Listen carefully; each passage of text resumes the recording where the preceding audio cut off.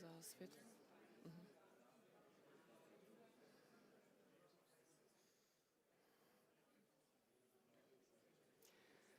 Good afternoon, ladies and gentlemen, and welcome to the tech stage of the Western Balkans Digital Summit 2025 here in Skopje.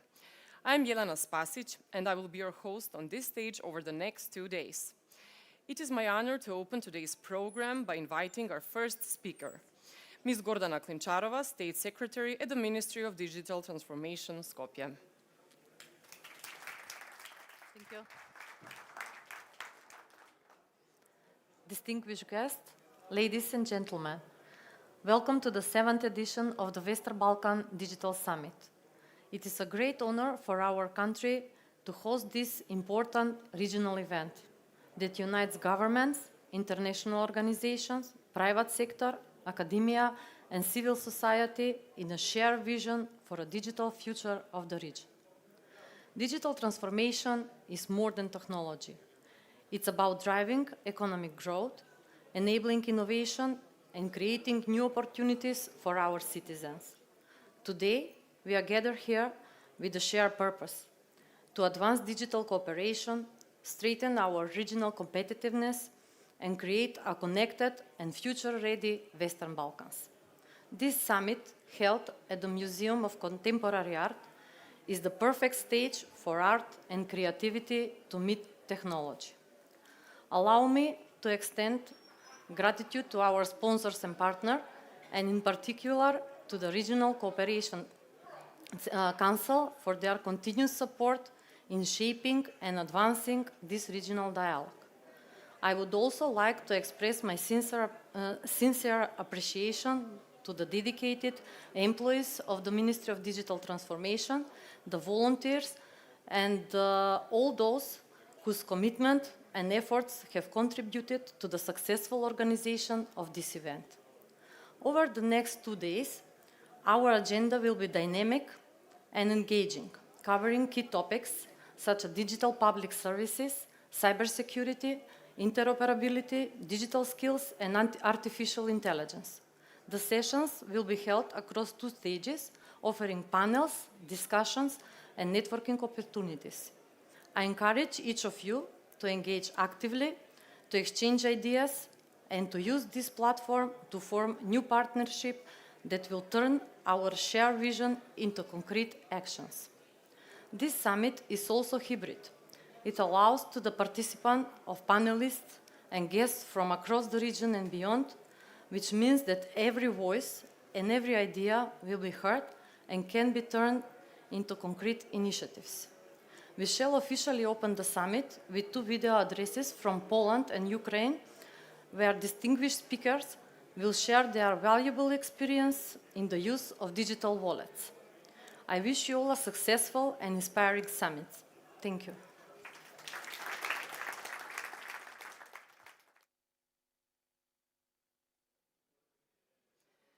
Thank you, Ms. Klinčarova. We will now hear a video address from Mr. Janusz Czeszyński, Member of the Parliament, former Minister of Digital Affairs, Warsaw. Dear all, I'm very sorry I can't relay this message to you in person, but I was supposed to be on my plane towards Skopje just right now, but due to unforeseen travel problems, I was not able to make it. But I'm super happy to be able to address you, participants of the Western Balkans Digital Summit, by video. First of all, I would like to give a big shout out to Stefan Andonovski, the Minister of Digital Transformation, a colleague who I have met and I know is a great leader and someone who will be able to push forward the digitalization of e-services in North Macedonia. I think this is extremely important, and I think that you have to have a leader who will be able to make the path from a paper state to a fully digital state. I come from Poland, a country that has introduced mObywatel. It's an EID which is fully compatible with all government services and is compatible also in person. You can present your ID that's on your mobile phone in an office, in a bank, and anywhere else you want. This was a revolution that I was honored to lead in the years of 2015 to 2023, during which I was also digital minister in Poland. At the time of introducing of mObywatel, it was the biggest EID in European Union in terms of we were the biggest country to have one. It was very important for us because an EID is a key enabler for digital services. It's something which makes it possible for you to identify yourself, but it's also something which makes it possible to host so many very interesting and helpful services for your citizens, for your businesses, and for your digital state. As the Brits say, the proof of pudding is in the eating. This is why we always went for an approach which meant that we should deliver an app which will be used as frequently as possible. This is why mObywatel is available to integrate with other solutions, from businesses to government services. This also means that mObywatel is available to use between ordinary Poles.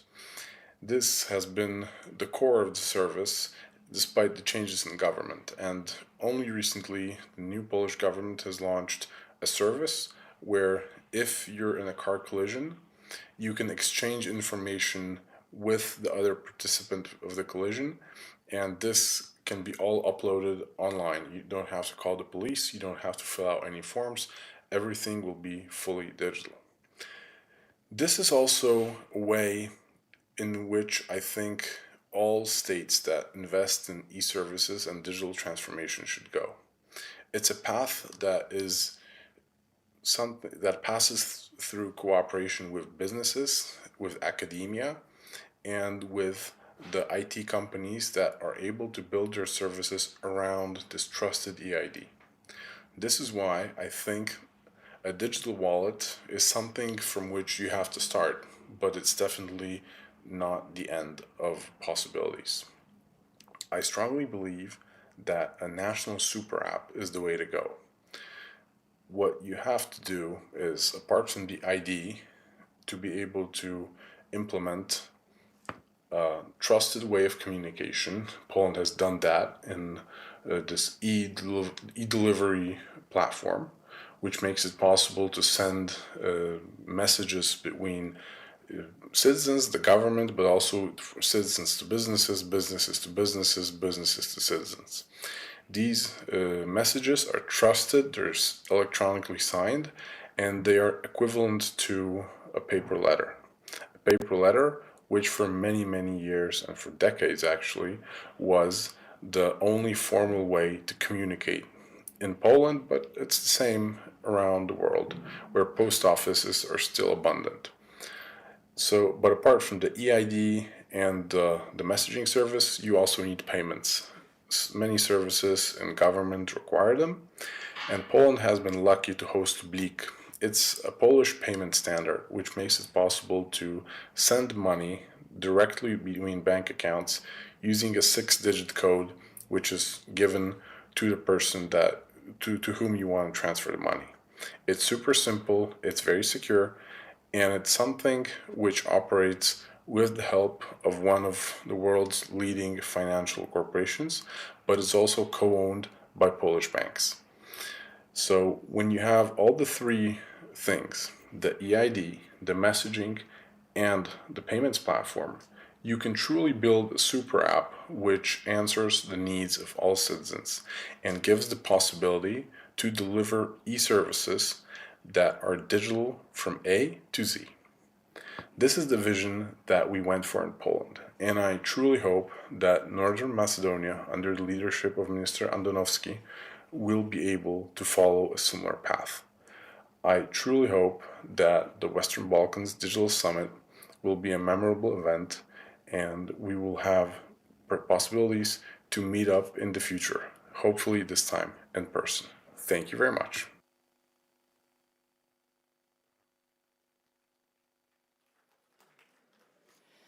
And now we continue with another special video message from Ms. Valeria Jonan, advisor to the First Deputy Prime Minister on Innovation, Digital and Global Partnerships, Kiev.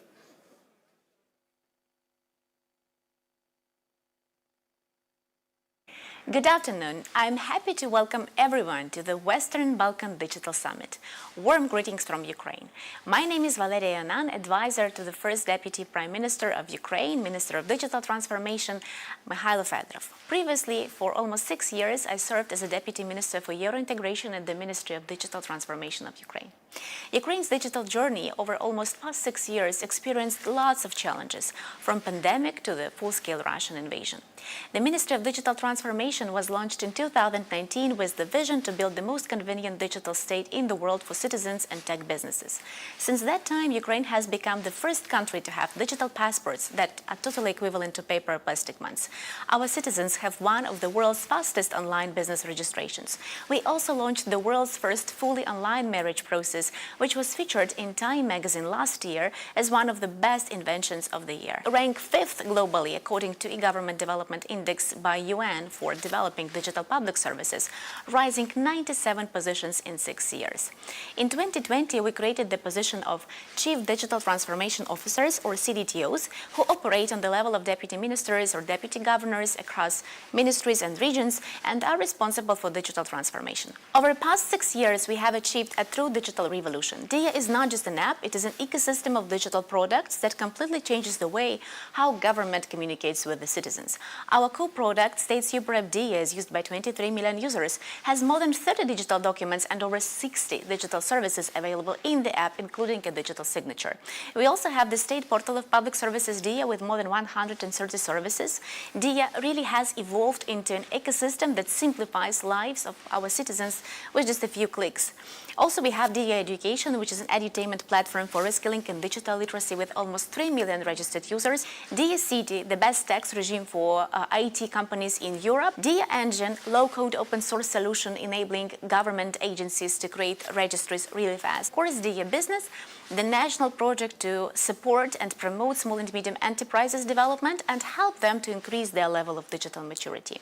Ukrainians can interact with the government as easily as ordering food or booking taxi in Uber or Bolt. Today, digitalization is a part of Ukraine's identity. There is a lot to be said on digital transformation in Ukraine. We think about the future of digital transformation for public sector, and that's why we have launched CDTO Campus, a place, an educational project where we prepare the new generation for digital leaders for public sector. Mriya, our next big thing. It's a top-notch app that helps us to rethink the educational system and make the educational process engaging, entertaining, more personalized and efficient. We are building the future of the country. Now we are working on the Digital Agenda 2030, a strategic document that will shape the country's digital trajectory for the next 5 years and beyond. Also, one of the boldest steps is the official adoption of Ukraine's global innovation strategy, which is called Win-Win 2030, by the government of Ukraine at the end of last year. It is a concrete roadmap which explains how Ukraine can make the economic leap with the help of digital transformation and innovations, and how to prepare Ukraine's workforce for this economic leap across 14 strategic sectors, from defense tech and medtech to AI, green tech, and semiconductors. By catalyzing the development of innovative products, services, and technologies, the strategy aims to position Ukraine as a regional leader and key innovation hub within the European Union. We invite partners, governments, businesses, brightest minds from all over the world to work with Ukraine. And finally, we are starting to lay the foundation for the agentic state. Basically, a next-generation governance model where AI enables the state to act even more proactively, increase governance efficiency, increase citizen satisfaction from governmental services. Ukraine's national AI strategy will be presented till the end of this year. We are proving to the world that governments can be fast, can be responsive, transparent, and even inspiring. And we are proud to share this journey with our like-minded partners in the Balkans. We are extremely proud to work with North Macedonia, a country with ambitious plans for government digitalization. Our best regards to the Minister of Digital Affairs, Stefan Andonovsky. Thank you very much for our partnership and looking forward how we can work together for building safer, prosperous and digital future for our countries. Thank you very much for having me. Thank you for your support. Slava Ukraini!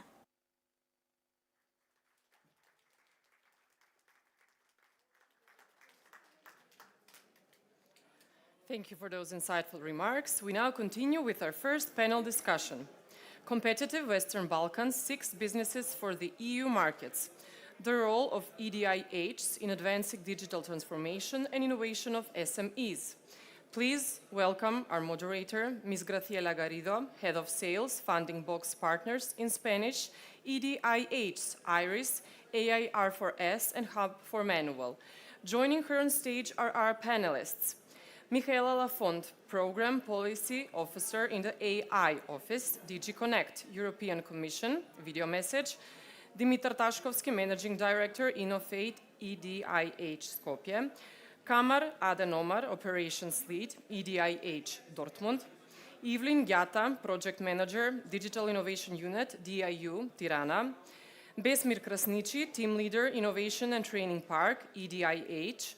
DIG 4K Pristina. Ivan Pavlovic, Assistant Director for International Cooperation and Projects, Science and Technology Park, S4 AI Hub, EDIH Niš.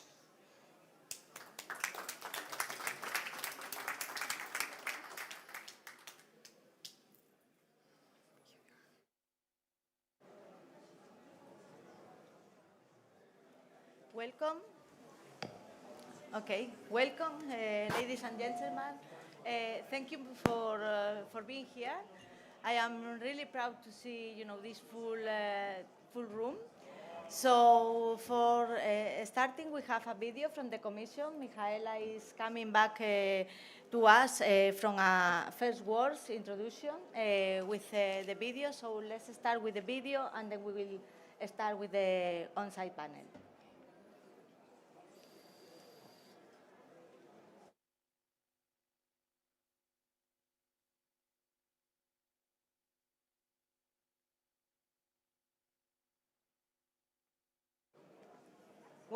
While this is working, I would like to thank you, the Ministry, and also GIZ for inviting us, all of us, to this panel. And then it's the moment for the...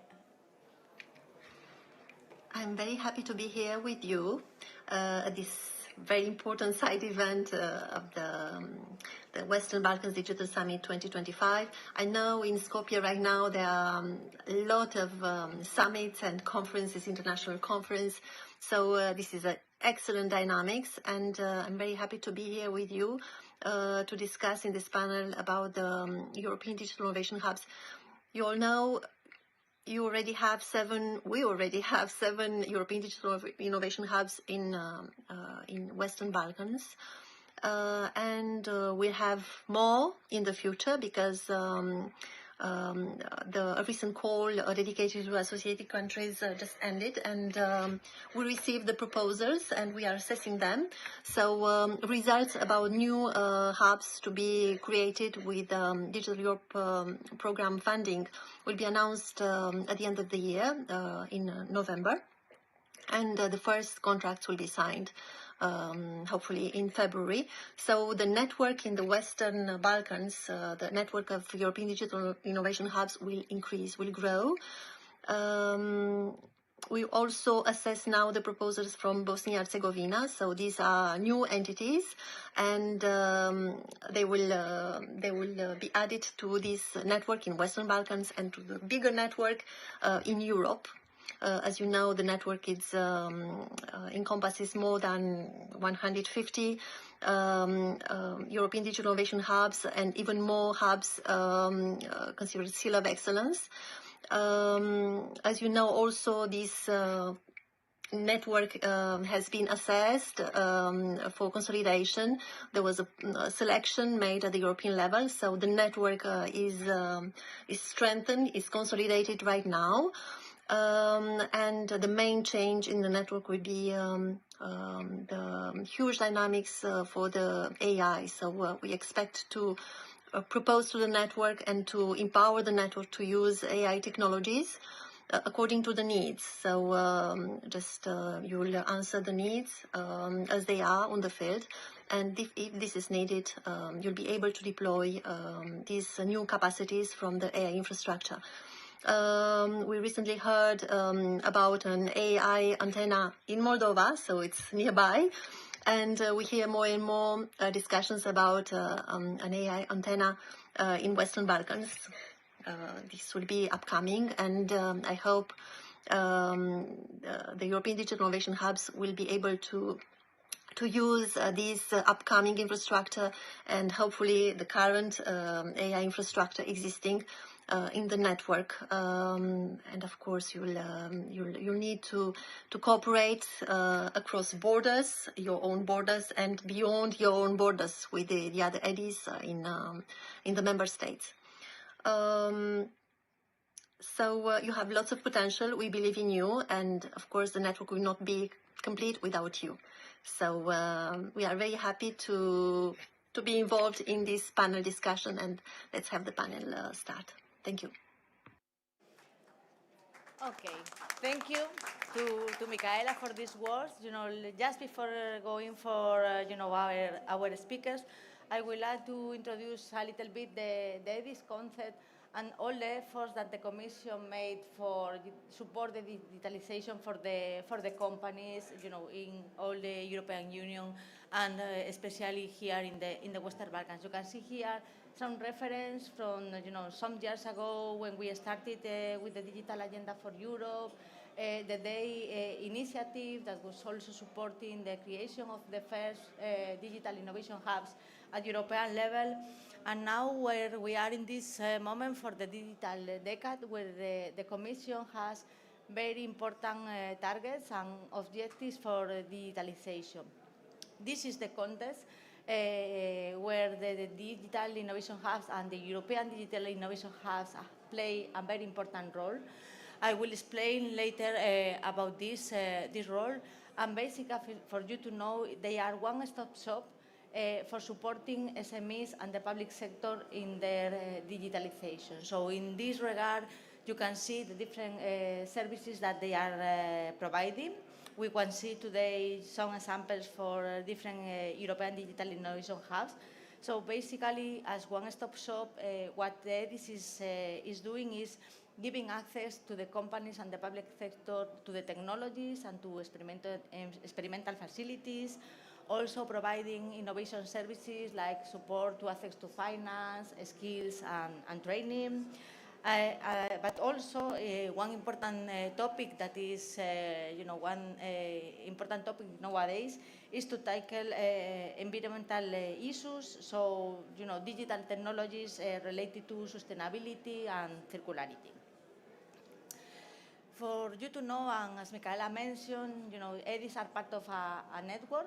So basically, the idea is that they are close to their potential customers, placed in a specific region or country. So they are organizing the ecosystem at local level, professionalizing the services that they are providing to support the digitalization, but also they are part of a network. They are part of a network, so the idea is that, in case that any EDI in your economies are not enough knowledge on capabilities or expertise, they can go to the network and they can take from abroad the capabilities that they need to provide services to the companies and the public sector. These are the most important things for the EDIs. So basically, as I mentioned, facilitating the digital technologies and the integration of the digital technologies in your products, in your services, and in your processes. Also to provide comprehensive support. It's not only, to integrate the technologies, but understand how they work, the business models, and so on. The test before invest, which is one of the main services for the EDIT. But also, as I mentioned, is organizing the ecosystem, at regional and a country level, because they are filling the gap between, the research and the real daily operations for the companies to use these digital technologies. You can see here the map, is wide coverage. We have, as Micaela mentioned here in the Western Balkans, some of them already funded, more to come. We have here today in the room more candidates from new countries and for the countries that they are extending the network, in the coming months. So in November we will have more from the region.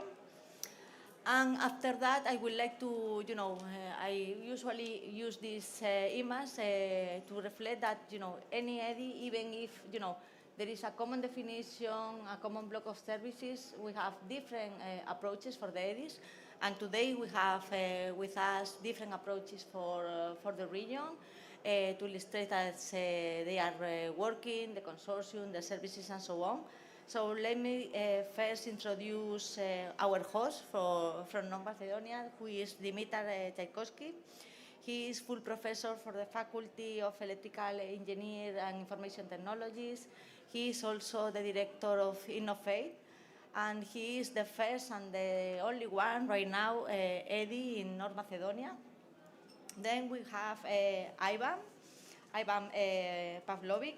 He is senior manager. He's coming from Serbia, and he is coming from the Nister Park, and he is also with us to share, what is their EDI focus in. We have also Evelyn Gata. You see that there was a bit of mistake in the first slide. Evelyn Gata is coming from DIU, from one of the EDIs funded in Albania. We have also with us one guest from the European member state. So we have Kamar Adengomar. She is the operation lead from EDI Dortmund. She is focusing in logistics. And last but not least, we have our colleague from Kosovo. So we have Vesmir Krasny, that is the team leader from EDI 4K. So I will give the floor to all of them to give some information about their EDIs, and then we will open a discussion in order to ask questions about the operations, the technologies, the services, and also open to public for you to ask questions to the speakers. So, Dimitar, the floor is yours. Thank you.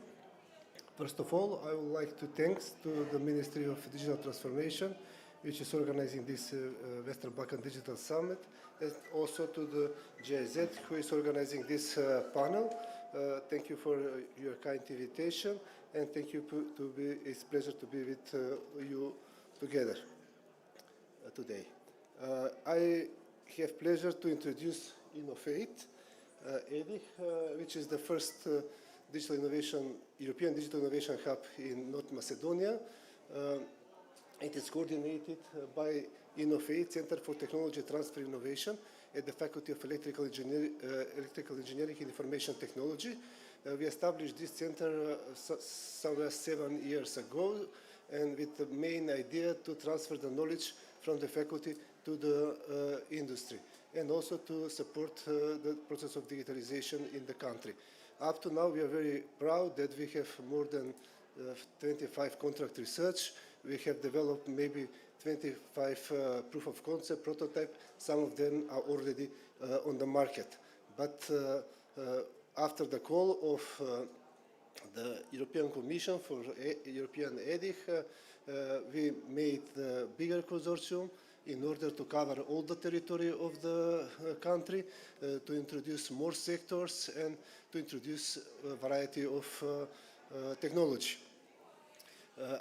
In this moment, I would like to mention that without the support of our government, especially with the Prime Minister and the Ministry of Digital Transformation, we cannot succeed in the end. We have full support from their side from the moment that we signed the contract, because the format is such that the 50% from the amount of money comes from European Commission, but the rest of the money should be given from the country. At the end, I should mention that all this money, you can see here, there is about 2 million euros that we have are already, all of this money are for services that our companies and public sectors will obtain without any fee. So all this money go to the public sector and the SMEs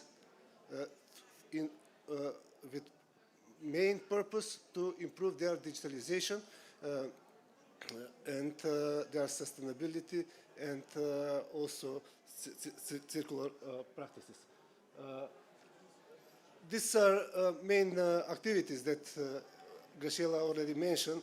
These are test before invest, networking, digital skills and trainings, and access to finance. As an institution Innovate, we are mostly interested in the first one, test before invest, where we can develop a proof of concept prototype for some company that are interested and have some idea. We can help in developing this prototype, and then in the second stage we can help them to find money for commercialization.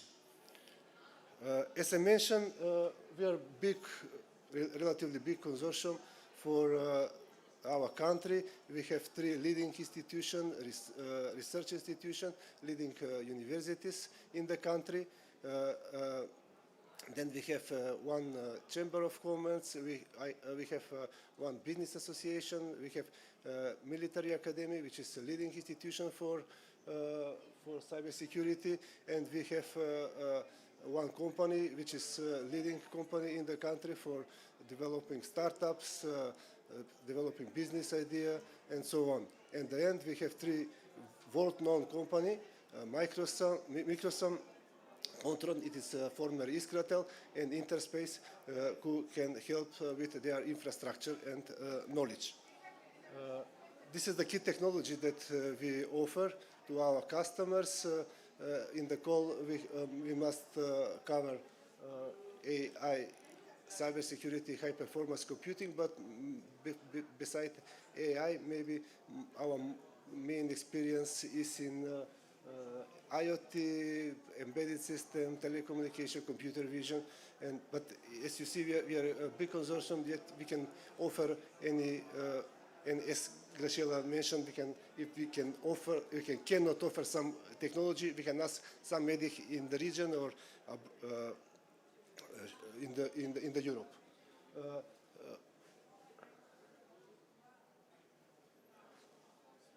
So the main sectors are these that are defined in the smart specialization strategy.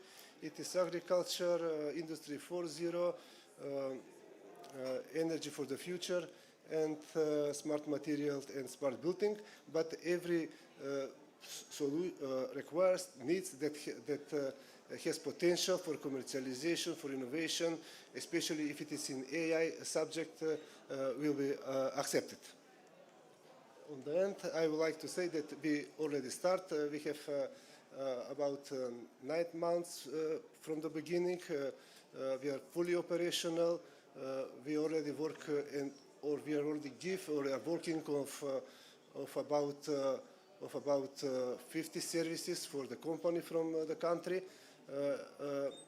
Especially we are proud that we already have 10 proof of concept. Some of them are very interesting and have potential for innovation. So I will use this opportunity to motivate the people that are from Macedonia to visit our webpage and to ask for some services. Thank you. Thank you, Dimitar.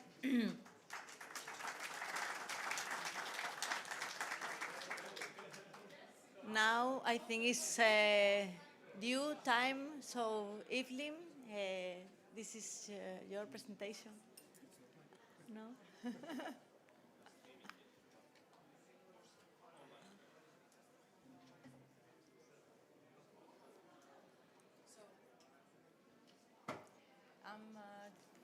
Is it okay? Okay.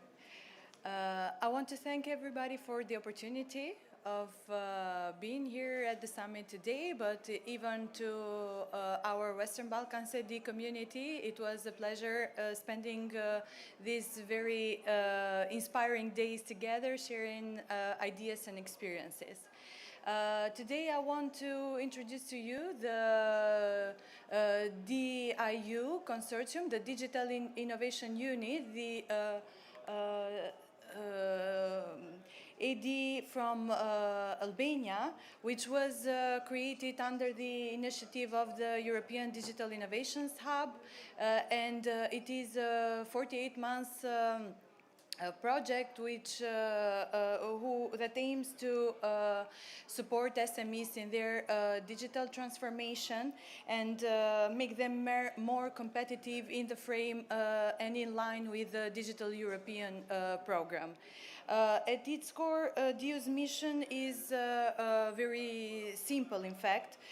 We wish to build a sustainable and inclusive and competitive digital ecosystem for SMEs powered by the artificial intelligence. We act as a bridge between Albanian SMEs and the wider EU market, turning European standards into practical SMEs roadmap and pilot since the first day of our project implementation.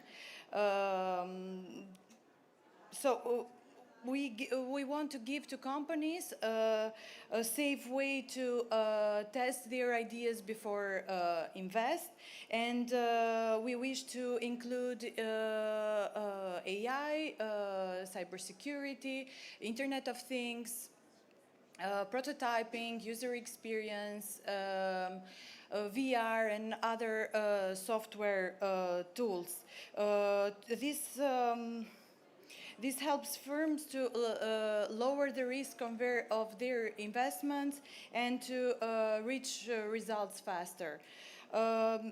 Beyond testing, at the Digital Innovation Unit, we also offer digital maturity assessment for SMEs involved in order to give them the opportunity to understand how ready they are for digital developments. At the same time, we offer training programs to SMEs, not only to technical staffs, but also to managerial staffs of them. At the same time, it's very important to give them the opportunity to innovation matchmaking, so businesses can link to investors, to EU programs, and to, of course, to potential buyers.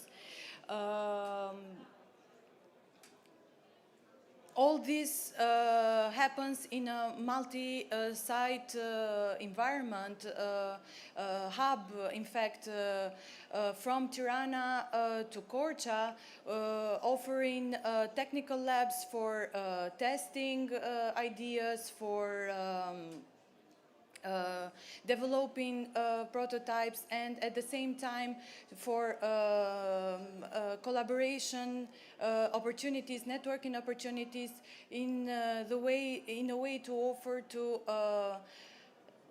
SMEs and public sector find their synergies in a very realistic environment. So I'm still here because at DIU we have 4 main goals, which first is to help SMEs to implement ethical technologies in a safe way, especially focused on AI and cybersecurity. Then to strengthen collaboration with other EDI, as I mentioned, as a way to share know-how and to respond at the same line to technology readiness. It is very important for us at the same time to help in closing the gap between digital transformation and skills preparation for SMEs involved in the project, in order to offering advanced trainings to SMEs in order to contribute to the EU Digital Decade 2030 targets. At the same time, building a sustainable business model so pilot projects can turn into best practices nationwide, all across Albania, but also in the Western Balkans market.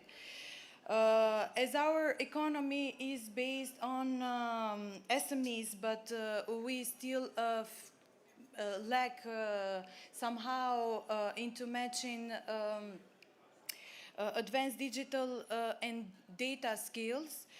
We want to DU tackles this gap with practical services, bringing the firms closer to the EU market, helping SMEs adopt green and digital technologies. As I mentioned, regional reach matters. We work part of a large EDIH network in the Western Balkans, giving Albanian SMEs easy access even to our common market through test beds, expertise, and buyers. Our partners in the consortium already collaborate with EU programs supporting not only testing but even trainings and fast track certifications. Now I want to introduce you to the partners, the members of the consortia of the Digital Innovation Unit, which brings together central government through the Ministry of Economy, now very recently changed its name, through involving local government at the same time through the municipality of Tirana and the municipality of Korça, then through involving higher education, the European University of Tirana, then to soft skills and innovation actors as Protic Innovation Center, the Pyramid of Tirana, Vodafone Albania Foundation, and through the technology provider which has joined us as the company Outer Links. By the numbers, we aim to reach 1,000 companies through the project development, and we want to help in the digital maturity assessment 300 companies, and then to train 2,000 staff involved in the SMEs we collaborate, and to provide core ADIH services for 500 SME, for 50 SMEs.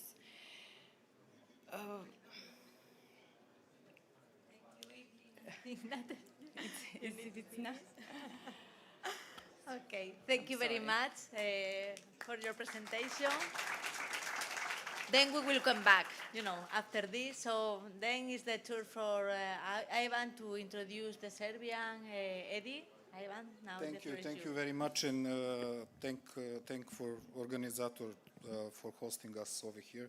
It's a good pleasure to be in behalf of the both Science Technology Park Niche and as well S4AI Hub. But before I present why are we here as the European Digital Innovation Hub, I wanted to speak what causes to become European Digital Innovation Hub, because I think it's good to know the path of the transition and what the fact was, for example, in the Serbia economic development and transition period within the Serbia, because it didn't go smoothly, but it didn't go smoothly in all regions. Some regions get more opportunities in this transition period due to the fact that there was good infrastructure, for example, labor skilled available, for example, in Belgrade and Novi Sad, and those regions gained more power at this transition period that somehow helped the SMEs to grow and to be more focused on competitiveness. It's the different position if we check, for example, the marginalized, those regions that don't have good infrastructure, that don't have access to labor skill, and access to finance. That fact give us the possibility that, for example, some less development municipalities and region in South Serbia are in 2010 was 17 times less developed than Belgrade and some part of Vojvodina. This is the fact that is a case study to be learned in schools how unequal regional development get the SMEs somehow bonded in this transition period, but also the country focus was to help majority of the incumbent companies, FDIs, and those SMEs and the region without supportive infrastructure and knowledge could not stop this concentration of power. So this was in transition period.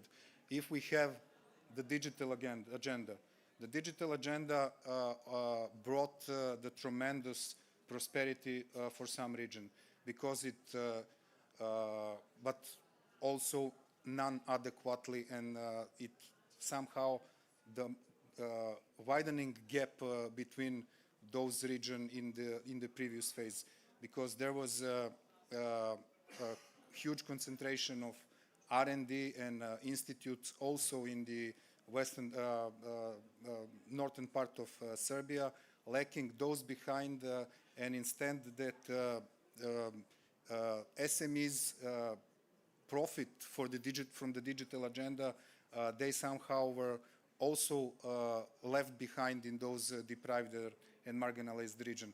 Due to that fact, this was very huge leap in those transfers from the how to say labor intensive to knowledge-based economy. And our agenda is currently right now.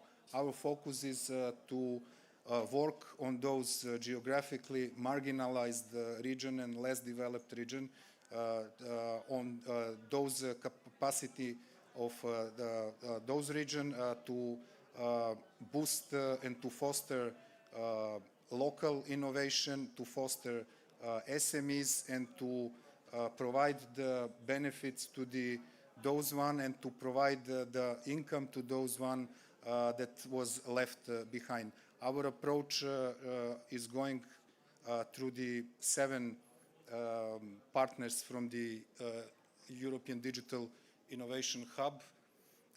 You can see over there, we are not only on the south part of Serbia, since we are having the National Institute for the Artificial Intelligence. We have a Center for the Digital Transformation of Chamber of Commerce that already had 8 cycles of digital transformation and their own methodology. We have an Innovation Center of Electrotechnical Faculty, University of Belgrade, with 17 labs in their capacity.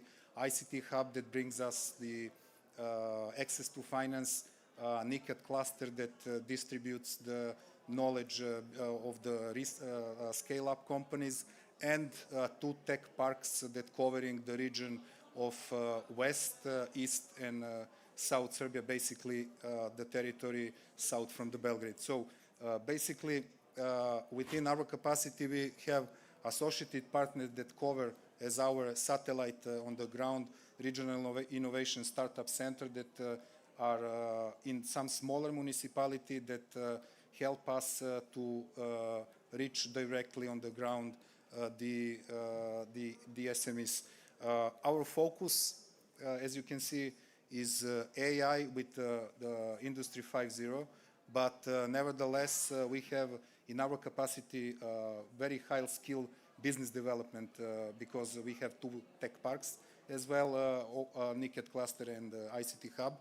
And we are providing, we are not sector agnostic, we are providing these are some of the tech orientation of our S4AI hub. but it's not the full list as we are goes beyond this list. I think just to finish with the services that we are providing, all the DIG, EDIC, I will call it EDIC, it's very hard for me to spell it. All EDIC provide the same source of the services, but it's depend how we are dealing and what are the final target groups of EDIC. So basically, we have two streams. We have digital innovation and digital transformation. Those who are working on the innovation, like startups, they have one stream, go through the running link methodology that we are providing them to growth, and then after this assessment, they go to the next phase. Okay, you are ready for the test before invest. Okay, you are dealing with the robotic. You are in charge for the innovation center of the electronical faculty. They are dealing with you for the test before invest, and basically provide you the skills and knowledge necessary for you to grow. If you are SMEs, then Center for Digital Transformation, working on the digital maturity assessment, working on the strategy of the company, full assessment of the processes, financial, technological process, and give this feedback, what should you choose. If you are ready for the test before invest, there is a vendor list available on the Center of Digital Transformation. You could choose from the list the AI matchmaking platform that we have delivered to you.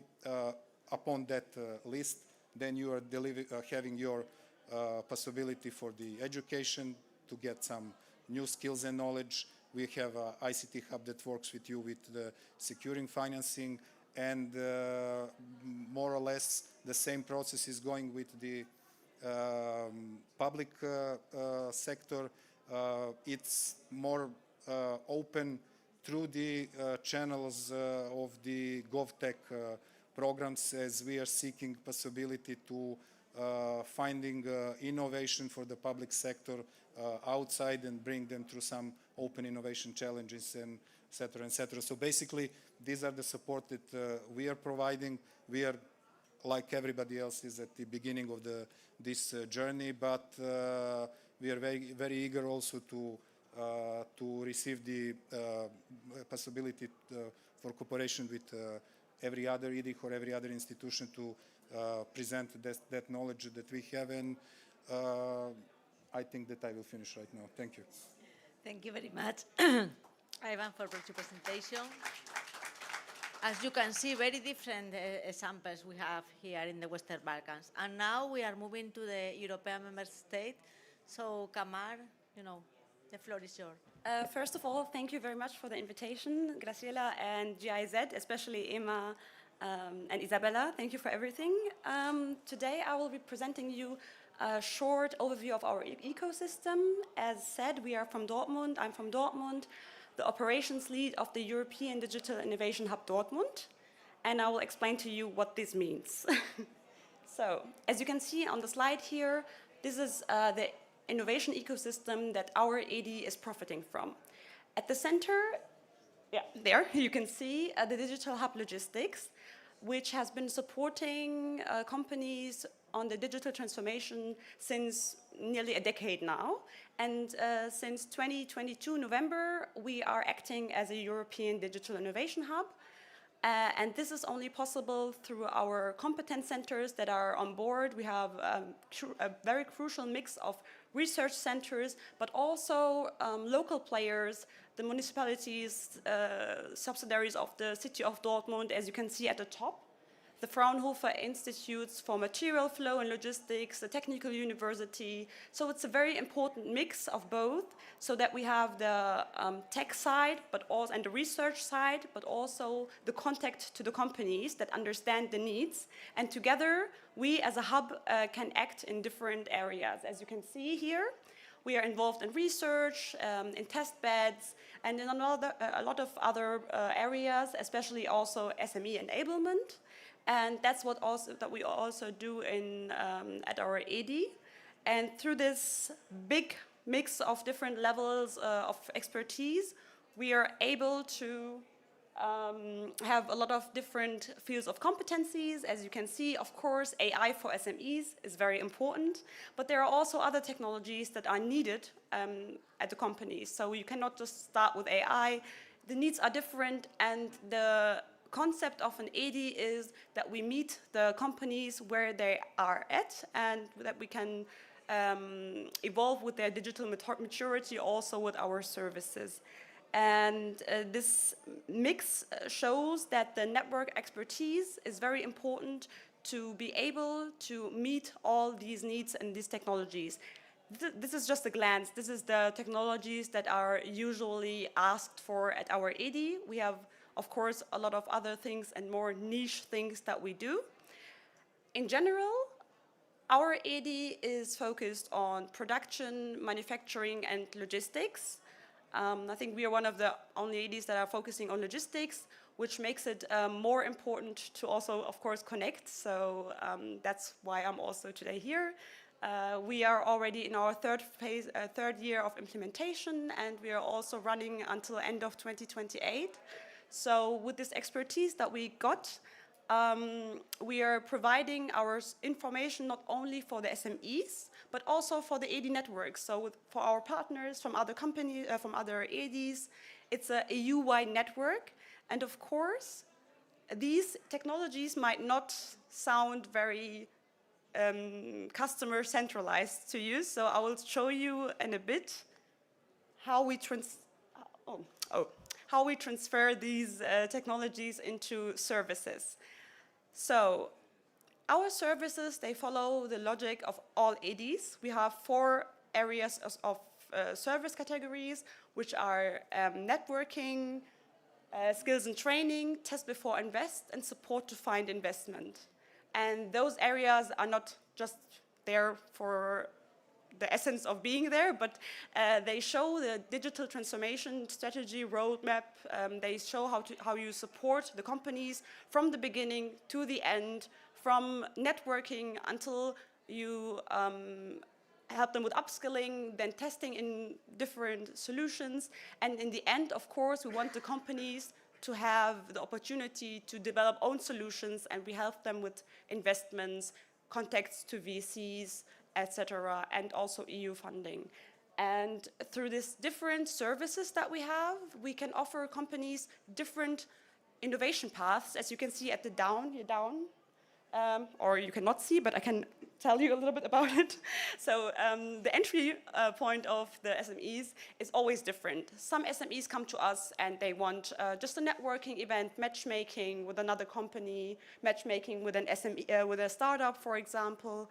But then there are other companies who want more information on specific technologies. So we are very flexible in what we are doing. And in the end, all of this led to by now more than 250 companies that we have served, supported with services, and also more than 5,000 people reached and more than 600 services delivered. So this shows that this AD concept is working, and hopefully we can share this expertise with all of our partners here. Thank you very much. And now we are moving to our last speaker. So, yeah, Esmir. Thank you. First of all, Graciela, thank you for your kind introduction, and thank you to the organizer for making this happen. Good afternoon, everyone. It's really a pleasure to be here with all of you today. So I'm here on behalf of the Innovation and Training Park in Prizren, which is the home to Dig4K, Kosovo's first national European digital innovation hub. Dig4K stands for Digital Innovation Gateway for Kosovo, and it is an initiative coordinated by ITP Prizren and co-financed by the European Union and the government of Kosovo. As it is widely accepted, these days digital transformation is no longer optional, but it is something very much needed, especially for the SMEs who want to thrive in this competitiveness and integration to the EU single market. So therefore we have initiatives such as ours, who are there to basically guide in this process, provide advices and support through specific skills development, networking, and so on, that would hopefully bring these businesses to the next level in the digitalization process. So in order to do this, we are a consortium of a variety of partners, being there universities, research institutes, technology companies, and civil society organizations. As mentioned earlier, so this is led by ITP Prizren, who is there to basically coordinate the everyday implementation of the project, make sure that partners work together, work well together, and then make the tasks be developed or delivered on time. Despite this coordination role of ITP, I think that it is important to note here the stand of ITP as such, who is the leader of the innovation and entrepreneurship in the country and in the region, maybe by being there, offering this repurposing or the transformation of a former military base to now being a vibrant center for being a home or a hoster to startups, to tech companies, research centers, and bringing forward these digital transformation initiatives. All this thanks to the support of both the Kosovarian government and German government, and now also having EU in board with initiatives as this. Going back to the consortium partners, we have 7 other partners together with us and 1 associated partner. We as ITP are the leader of 3 components, 3 main components of the project itself out of 7 in total. And then the second partner is ALT, being there as a leader of the second component, which is about creating this roadmap or digitalization strategy for all beneficiaries of the project. Followed by Cactus Education, who is the leader of the third component of the project, which basically tackles the need on identifying the gap on the skills and being there to offer tailored or specific trainings to all of the beneficiaries of the project. Then with another portfolio, we have Quantix, who is there to offer mainly technological solution and test before invest opportunities, mainly through AI, and being the leader of the 4th component of the project, which is basically about this availability or opportunity to test technological solutions. Another component of the project is support to finding investment, and we have EduTask there as a leader of this component, which basically provides access to finance through matchmaking events, different workshops organized where they tend to bring together potential investors, potential sponsors, as well as they provide help in grant applications so that the beneficiaries can be successful in acquiring new fundings that are available out there. So basically, ITP and the 4 first partners are the component leaders, but they are also supported by 2 universities, both contributing with their applied sciences and IT expertise. We have on board University of Prizren, which is a public university, 2nd largest in Kosovo. And we have also on board University for Business and Technology, which is another ITP partner, and we're the campus present in ITP.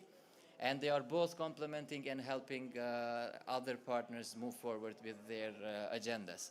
Apart from the CSOs, we have Makerspace Innovation Center Prizren, which is one of the first partners of ITP ecosystem. And they are mainly engaged with empowering youth and startups with specific training on innovation and so on. From the associated partners, we have the Ministry of Economy through CREN. CREN is Kosovo's Research and Education Network. And they are also supporting with their infrastructure, making it available to us so that we can move forward with this transformation process. On the other side, if we talk about sectors, we are both technological oriented and sector oriented. But as you can see, it is a wide range of services or sectors that we actually cover, starting from ICT sector, healthcare and education, fintech, e-commerce, AI, automation, and startup entrepreneurship, and so on. While for the sectors, for the technological areas, we have the consortium itself has the expertise in all of the following here, like digital transformation, advisory center, automation processes, AI and VR solutions, cybersecurity, cloud services, and so on. If we talk about the services that we as a hub offer, basically we offer services that are built in these four main pillars, which are typical for every EDI age. It starts with test before invest, like providing facilities, be they virtual or software facilities that businesses and public sector organization can test or can see if such a technological solution would work for them or not. Then we have digital skills and training through one of the partners to identify this gap and provide specific trainings. Access to finance, already mentioned, providing support to other funds and to move, to bring the digitalization processes into the next level.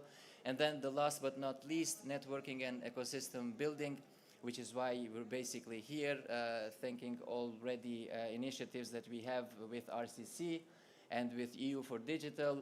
We're trying to go beyond the EDI scope, also with the initiatives that we already applied for cross-border service offerings, and this would also not see in the scope of the EDIs, but be there to also provide the opportunity to businesses to receive services from the region as well.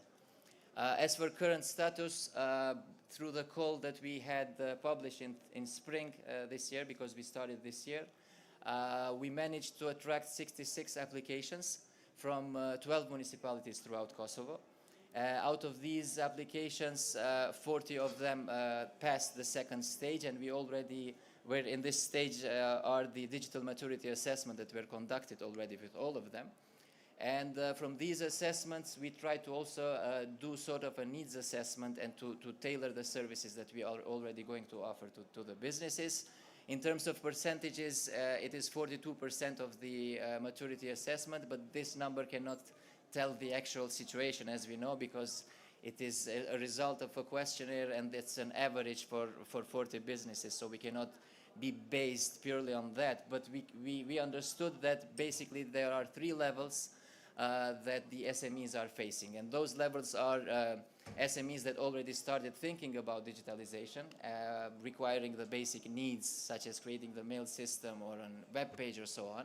Then we have another group who are in this middle phase, intermediary stage, let's say, who already have some measures on this aspect, but would need our help to further develop them. And the last stage would be more advanced. We have a few examples who may be out of even our scope of services, and we would need to look beyond our scope. So this is basically the situation in Kosovo with the SMEs, which tells us that the need is there and they are ready for this process. Just for the time constraints, if everyone is interested, you can, from this QR code, you can see our landing page and then get more information in there. Thank you. Thank you very much. Okay. As you can see, we have very different examples, coming from the university or the research area, also from different technological parks. We have also EDIs that they are leading by the ministry themselves. So we have very different approaches. I have, curiosity about your call for spring. You already, identify some companies, and you are planning to start with them. How ready are the companies in Kosovo for absorbing this kind of services that you are providing? Okay, good that I have the opportunity now to explain more on that. We used kind of a different approach from what I could understand from other EDI ages, also with this networking events and what we talked yesterday during the workshop. I realized that our approach is a bit more difficult, but I believe it's more valuable because we, instead of just creating a list of services and tell SMEs these are the services, choose which one you want, and then we'll offer that to you, we decided to offer a general public call for all of them because we didn't know what level of maturity are there. First of all, what are the needs of them, so that instead of just providing one service that can be or not relevant for all of them, we decided to be open about it, and then together with them come up with a list of services that our consortium can offer, and then identify potential solutions that can be valid for them. In terms of how ready they are to embrace these services, we had this physical event at ITP where we invited all businesses that passed the second stage, the 40 businesses that are part of the project now. And we realized, especially for those who came physically, it was surprisingly good, positive feedback, because they were very aware on what are the expectations from the project. We would present the project more in details and our offerings. And we together, even through that event, that within an hour or two, we had an idea, or at least the consortium partners had an idea on how we can actually come up with a plan. So we realized that companies already had an idea on what could be their need, but after they heard us, they realized that they actually are on another level, or they actually need to make smaller steps to achieve what are they looking for, basically. So this is basically the situation. Thank you for the clarification, and I agree with you. This is very typical. Even the companies don't know what they need. Exactly. So this is a good way to do it. From one test part to another test part. What is really your contribution moving from the tech part to this extended consortium of other institutions to provide these digitalization services? What is, what you would like to provide, or what is your idea for the transformation for the companies? Just to mention that, for example, our journey started in 2016. Something like that, where there was that shift from the labor-intensive to economy, knowledge-based economy, and our park started from 2020. We have operated only 5 years. Somehow we have established the structure because there was no structure on the region of that kind. The institution that could provide the services. So basically we started from the local level, but in 2024 we actually organizing a regional component of innovation services, because we grew, and now we are in position of orchestrating the innovation ecosystem of the eastern, south, and some part of the western Serbia, because we have also our regional innovation startup center from the Novi Pazar to Bor, Paraćin. Who knows the picture of the Serbia? It's some kind of the big area. So basically, for example, Science Technology Park Čačak is facilitating the innovation ecosystem. We are orchestrating our ecosystem. It's also different between all the parks in Serbia. Is it Belgrade, Novi Sad?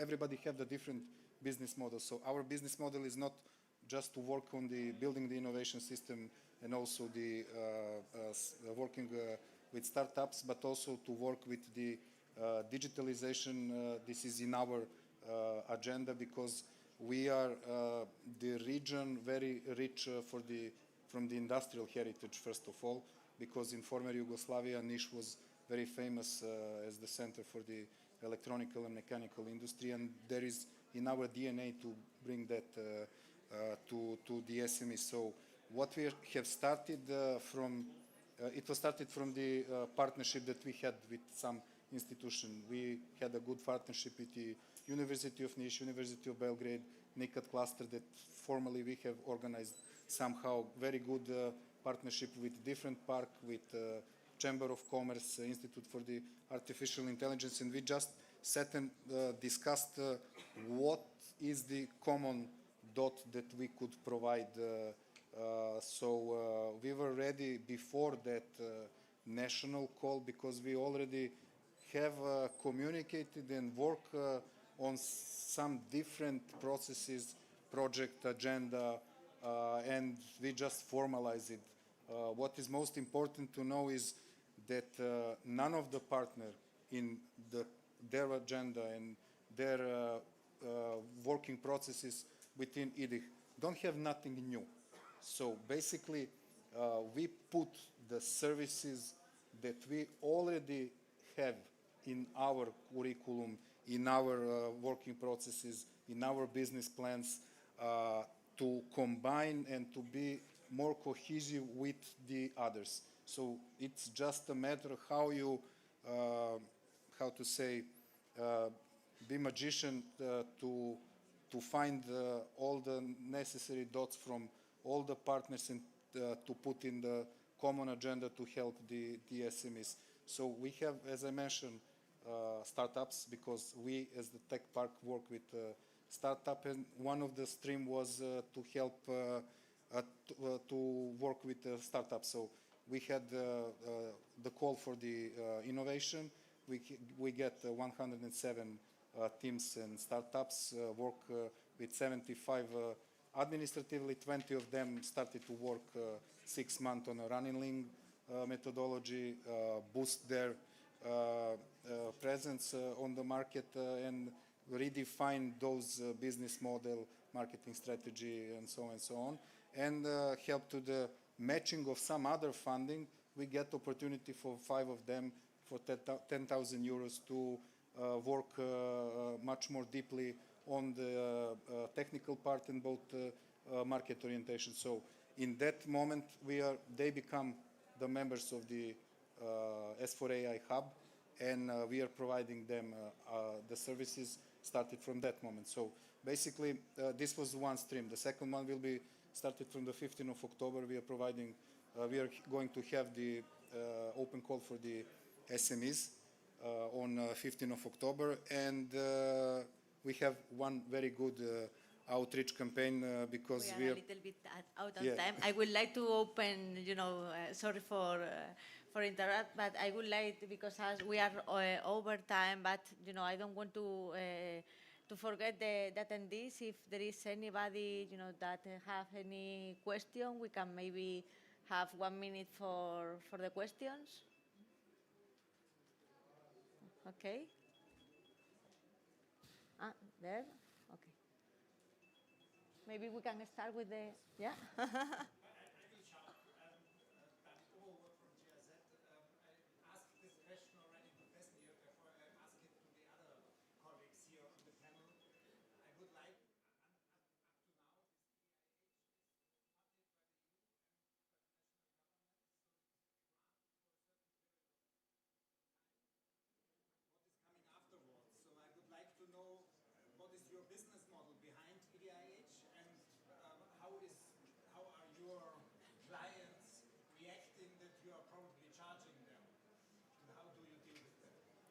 Yeah, maybe Kamar, that you are more advanced than the other.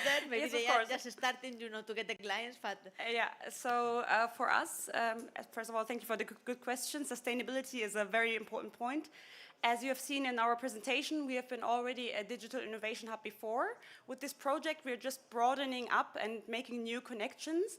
And the services that we are offering now with funding are there to help the companies gain trust and start the process.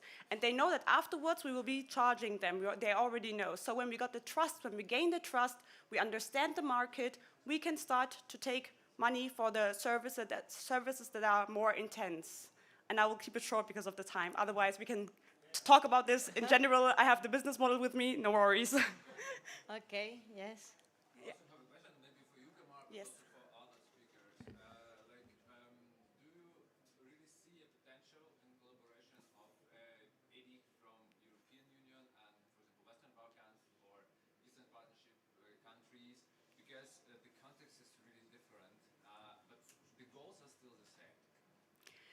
Yes, thank you for this question too. So yes, I do see a very, very future for the collaboration. And I have an example that we had already at the beginning of our time. We have a very good bonding with the city of Košice in Slovakia. And the idea was to match a mature hub with a developing hub. And through this development, we managed to have like a transfer corridor of SMEs there and SMEs here. And through this collaboration that we had with the same goal of digitalization, we managed to support them with business models, with access to the markets in Germany, and we could benefit from this because we had the innovation ideas from the companies from Košice, and since then, this has been already years, there are so many new projects that arose from this, which made impact with money, so the companies from Slovakia benefited with money here, and we benefited also from the innovation ecosystem. I think regarding collaboration, you have to have the same goal, and that's what we have as EDIs. Then you have to have like services that you work on, and not only like networking. It's nice to network, but you have to have services like test before invest. And in the end, stay in contact to know what we are doing, what you are doing, and then we can always keep this in mind, and then I think collaboration will help us all to get further and a stronger Europe. Yes. Thank you very much. Now it's time for the conclusions, but I would like to highlight that we have all these difference with different approaches. I would like to highlight or remark the case that Dimitar was mentioning in North Macedonia here as our host, because he is the one and the single one right now, and they get the co-finance by the ministry. So if there is any representative from the ministries in the Western Balkans, Eastern Partnership, or whatever ministry are here, I would like to really reinforce the idea that Commission is putting efforts for supporting all the countries and supporting the companies for digitalizations, but EDIs need this kind of support. So like the one in Macedonia is required for other countries. Also, I would like to announce that starting with this question of collaborations, all the EDIs funded in the Western Balkans has joined forces. Yesterday, we signed the first memorandum of understanding for the Western Balkan EDIs, and the more to come in November. And also, I would like to finalize my intervention, thanks again to GIZ, because they bring us here. They are supporting all the EDIs in the Western Balkans, but not only the EDIs, but also the national contact points for the digital Europe, to be more operative, to exchange experience between hubs from the Western Balkans, but also abroad. So I really, encourage you to approach your EDI in your economy, in your region, and and let's go for the digitalization with the support of the EDIs. Thank you very much.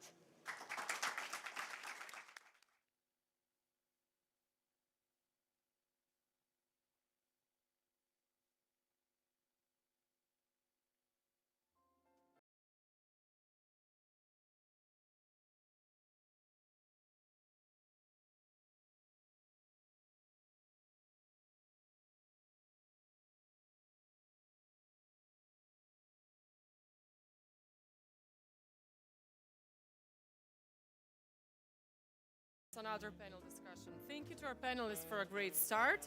We will continue with our second discussion of the day, visioning a future-ready workforce in the Western Balkans 6, digital skills and regional competitiveness. But first, please join us for a short 10 minutes coffee break.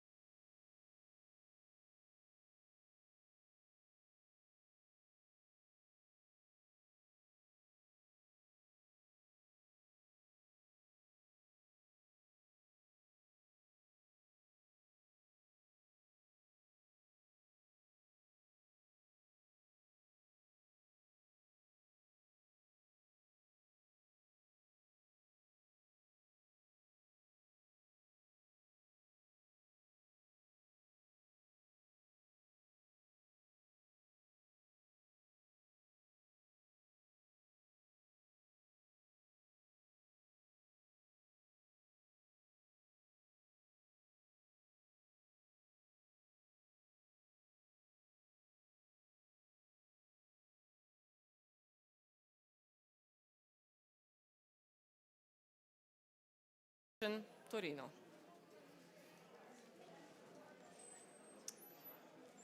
Thank you. Can you all hear me? Yeah, that should work, right?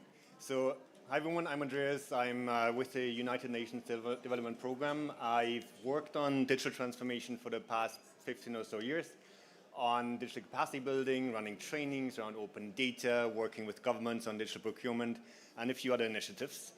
And if there's one thing I learned in all of this, is you best learn from practitioners. This is why we have an amazing lineup of speakers here to walk you through the next 60 minutes or so.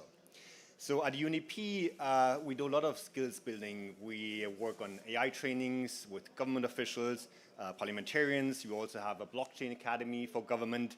My colleague Milice here is part of that. So if you want to learn more, please talk to her. And there's so much more happening in the region around digital skills, some of which we'll hear from the panelists. And so the way we set this up is we have 6 amazing speakers here. They'll get 2.5 minutes each on 3 questions that I'll share with you in a second. But before that, let me share with you a couple of remarkable characteristics of this group.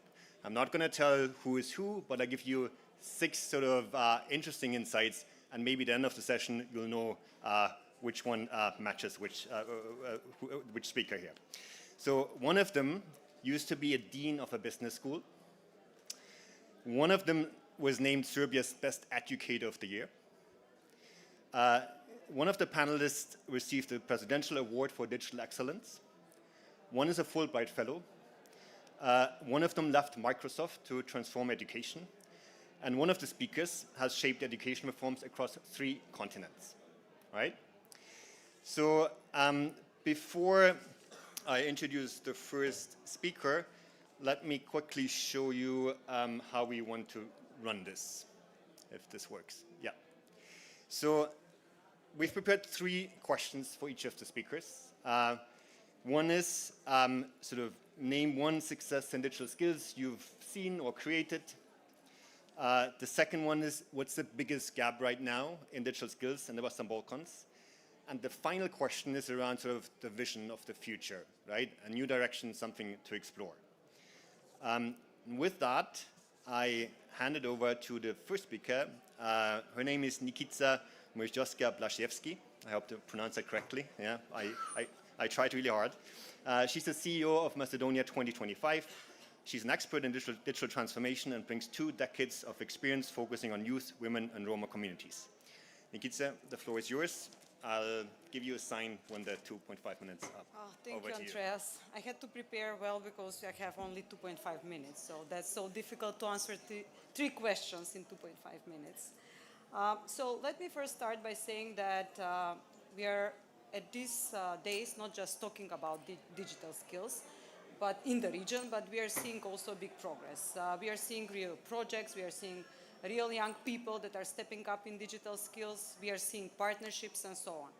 However, there are several aspects which I would like to highlight here. First, that digital skills are more and more being embedded into the education and extracurricular activities, but I would say that this is happening more in non-formal education rather than formal education and school curricula. So we need to see progress there. Second, I would like to say also that we see more and more public-private partnerships. We see the engagement of the private sector in developing the digital skills and AI skills, mainly of the young people, but also in general the workforce. However, we need to further extend and expand these partnerships. The third thing that I would like to mention is that, well, first, unfortunately, that this is mainly done in non-formal education, as I mentioned, or through the projects, but fortunately, projects do support inclusivity. So we see that usually young women and also underrepresented are part of these programs or projects that improve the digital skills, mainly of young people, but also of the workforce.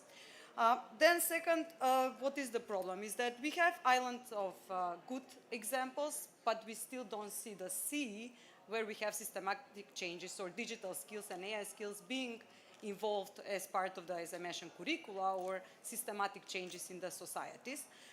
So what are the problems here, or what are the challenges that we face? First, how to scale up the programs. So I said this is mainly donor support, it is mainly driven by projects and so on, but how to make this systematic, how to institutionalize all these changes and programs, which are bringing great results, but now how to bring them to the regular school curricula or to the regular everyday work of some young people that are entering the labor market or the workforce. Second one is teacher training. You know, we are saying that teachers should be the ones that pass these skills and knowledge to young people, but we need reskilling of teachers, you know, because they are the ones that can actually stop young people from advancing in getting the digital skills. Third thing is lifelong learning. So we know that for all countries that are represented here, if you look at Eurostat data, you will see that our workforce, only few or a low percentage of our workforce takes additional training. And this is also related to digital skills training. So we need to find programs and fund programs of reskilling our workforce in order to certainly get the benefits of the digital skills and AI. And then equity in access. I said that we have big progress here, but still today we talk about not just social exclusion, but also digital exclusion. So we need to make sure that young people or those coming from disadvantaged backgrounds are not left behind or are digitally excluded. But the same happens with the basic occupations, manual occupations, or workforce that works in these occupations. Excellent. Thank you so much, Nikita. I hand it over directly to our next speaker. His name is Stefan Thomas, and he's a senior human capital development expert at the European Training Foundation. So he helps transition countries across Europe reform their education and labor market systems. Over to you, Stefan. Yeah, thank you. And thank you for inviting the European Training Foundation. We are an agency of the European Union.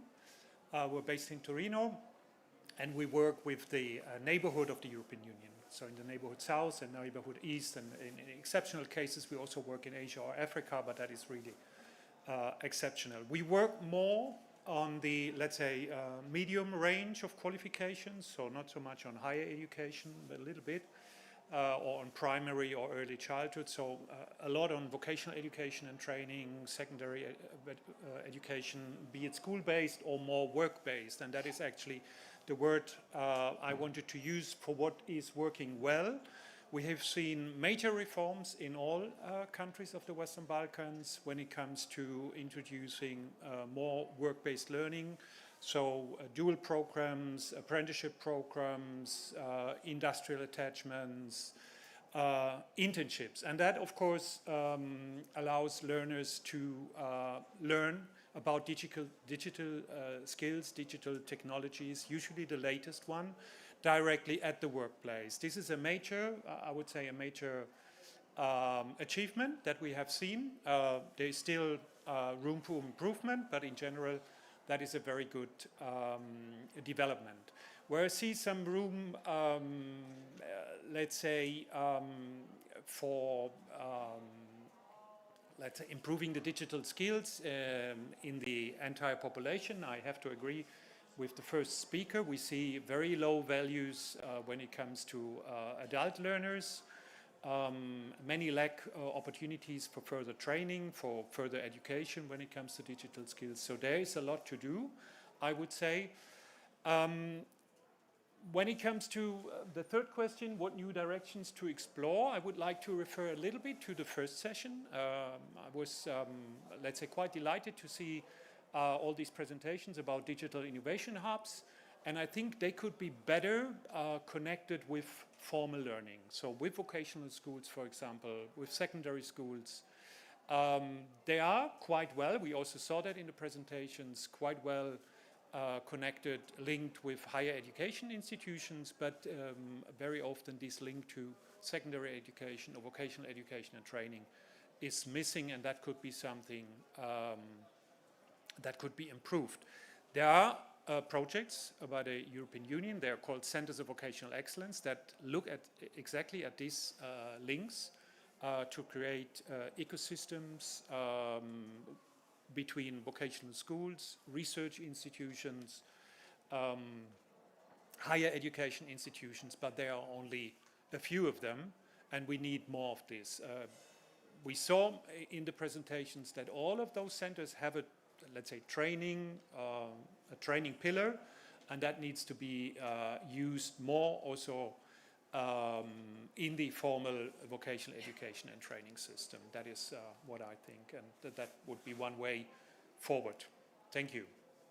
Thank you very much, Stefan. On to our next speaker. His name is Milan Simic. He's the Executive Director of Serbia's Petlia Foundation, working to make computational thinking a basic skill for all young people. Over to you, Milan. Thank you. So first of all, I'd like to thank to Ministry of Digital Transformation for inviting us and for bringing this topic to the table, because it's really, really important topic. Petlia Foundation has a mission to improve digital literacy and computational thinking in Serbia, and we're doing it through various ways. Providing free interactive courses that follow curricula of informatics and programming subjects in pre-university education, working directly with talented students and kids, and doing education of teachers as well. Also, we are creating some tools for teachers. But so it was mentioned that digital skill development needs to get into curriculum. That happened in Serbia, and that's a good thing. From very first grade of primary school, kids have digital world subject, then later on informatics and computing.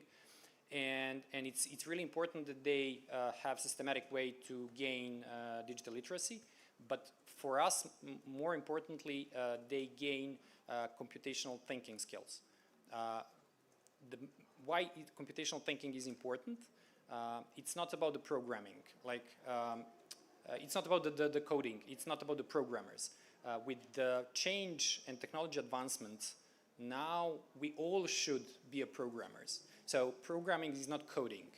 Programmers use code to tell to machine what to do. So programming is giving instructions to a machine to do what you want it to do. So nowadays, with the technology advancements and AI, the language you're talking to machine is natural, your language.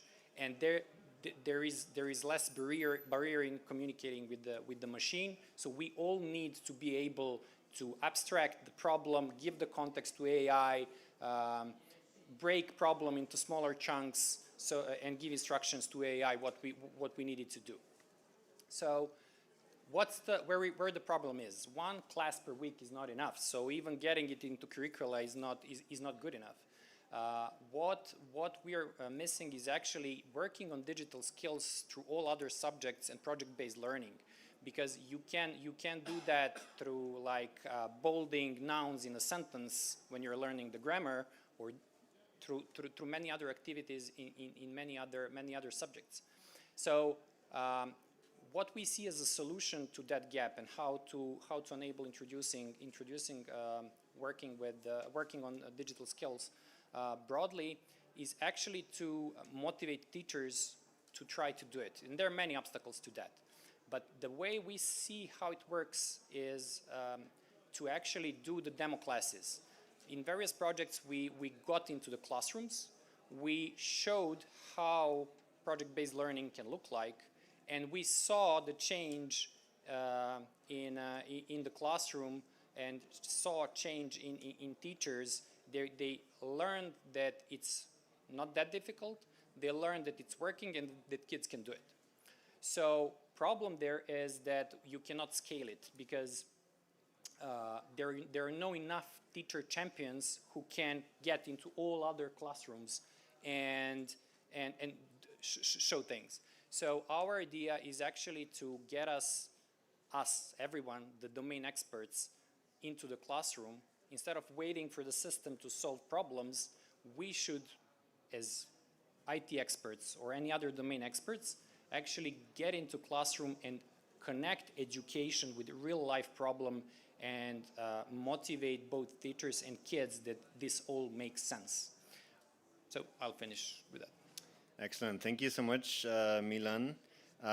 Next is Dalibor Todorovic. He's a computer science educator, consultant, and strong advocate of digital transformation in education. He teaches gifted students in niche and shapes education policy in Serbia.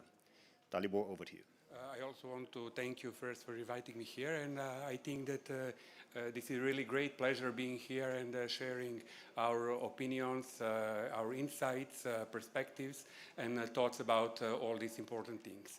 I will speak from educational point of view, since I'm a teacher. In Serbia, we have one very strong initiative. It's Coding Challenge, National Coding Challenge. It's a competition in programming microbit devices that is organized in two different categories of students, for students aged 8 to 10 and for students aged 11 to 14. This competition started 6 years ago within a 21st Century Schools program organized by British Council and the Ministry of Education in Serbia. And now we managed it to become official in official calendar of official competitions on national level. What we can see for last 6 years is that the quality of the projects is rising each year. The projects are, the solutions are, their quality is higher and higher. But not only that, because the aim of this competition is for students to identify some real context problem, either on local or global level, usually connected with SDG, and to give some solution of that problem. Through this competition, students show that they not only develop all digital competencies that are given by curricula for that level of education, but working in teams, they also show that they are able for critical thinking, for solving some complex problems. Then they developed also the soft skills like teamwork, collaboration, communication, and creativity, which I think is above all. All those skills are now also very important for labor market. What I see as a gap now, it's AI. I believe that we all here agree that AI entered in all spheres of our lives. So AI entered also in classrooms uninvited and found the teachers completely unprepared for using it. Not only in technical sense, knowing how to use some AI tools for lesson preparation, content creation, for other educational these aspects, but majority of them, I'm talking about average teachers all over the Balkan, not only in Serbia, are not able even to recognize the content that is created with AI. On the other hand, we have students that already are experienced users that using it, or better say misusing AI in purpose of cheating, in that way cheating themselves. So it's urged to find some, to organize some training both for students and teachers for AI in education. Other aspect is cybersecurity. There's no doubt that with developing AI and also advancing of technologies such as quantum computing, some encryption algorithms will be cracked much earlier than it was expected to be. And what I see as some solution to create a synergy between education, schools and universities on one side and industry on the other side to shape together the future of digital literacy and AI. Thank you so much, Dalibor. Next is Leila Ibranovic-Mulasanovic. I hope I managed that. She manages UNDP Bosnia's portfolio on youth, digital skills, and innovation ecosystems. She designs policies and programs that promote digital inclusion, youth empowerment, and institutional change for young people. Over to you, Leila. Thank you, Andreas, and it's really a pleasure to be here and to have an opportunity to reflect on such an important topic. At UNDP in Bosnia and Herzegovina, we support governments in digital transformation efforts and also, among others, in strengthening digital skills of youth and preparing youth for the jobs of the future. So what has been working? I think that, and I apologize if I'll be reiterating some of the messages that have been already raised previously. It's really difficult to say something new. But I would say that it's success that governments have been prioritizing digital transformation efforts, that they have adopted digital transformation agendas, and they are prioritizing digitalization across sectors, including education, improving the development, the digital infrastructure, as well as e-government.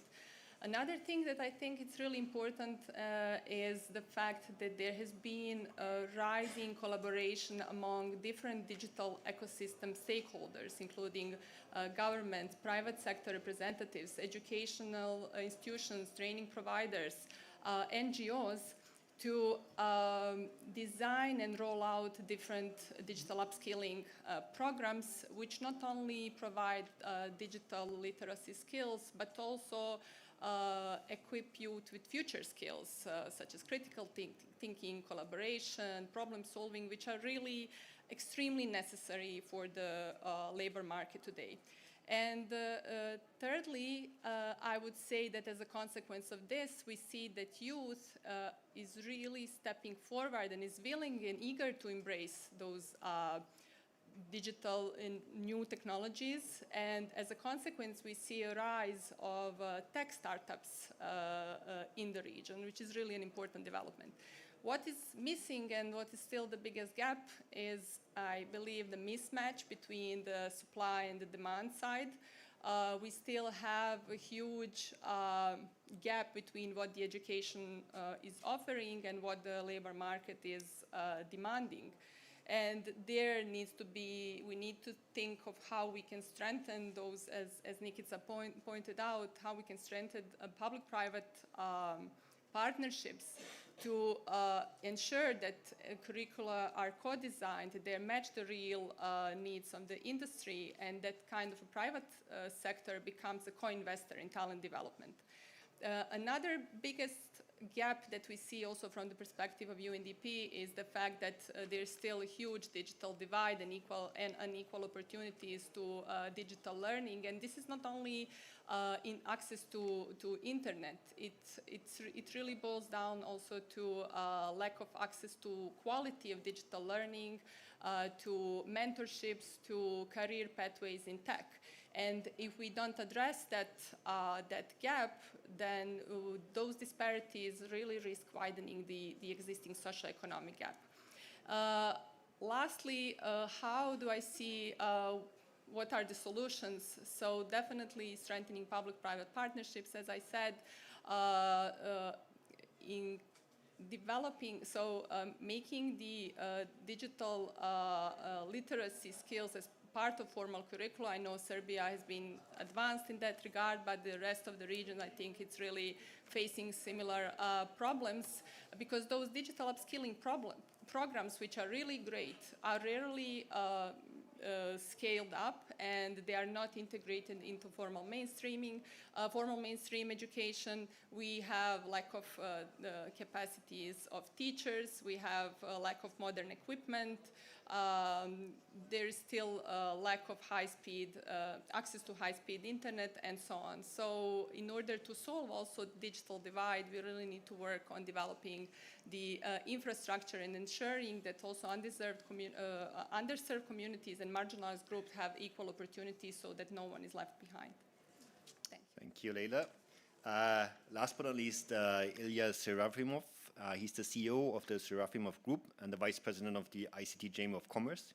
He has delivered over 400 digital projects across the region. He also organized the first ever exhibition for websites. Over to you. Thank you very much. I really enjoyed listening all of you. So I'm happy that I'm last, because I had the chance to take something from every one of you. For me, it's also the education.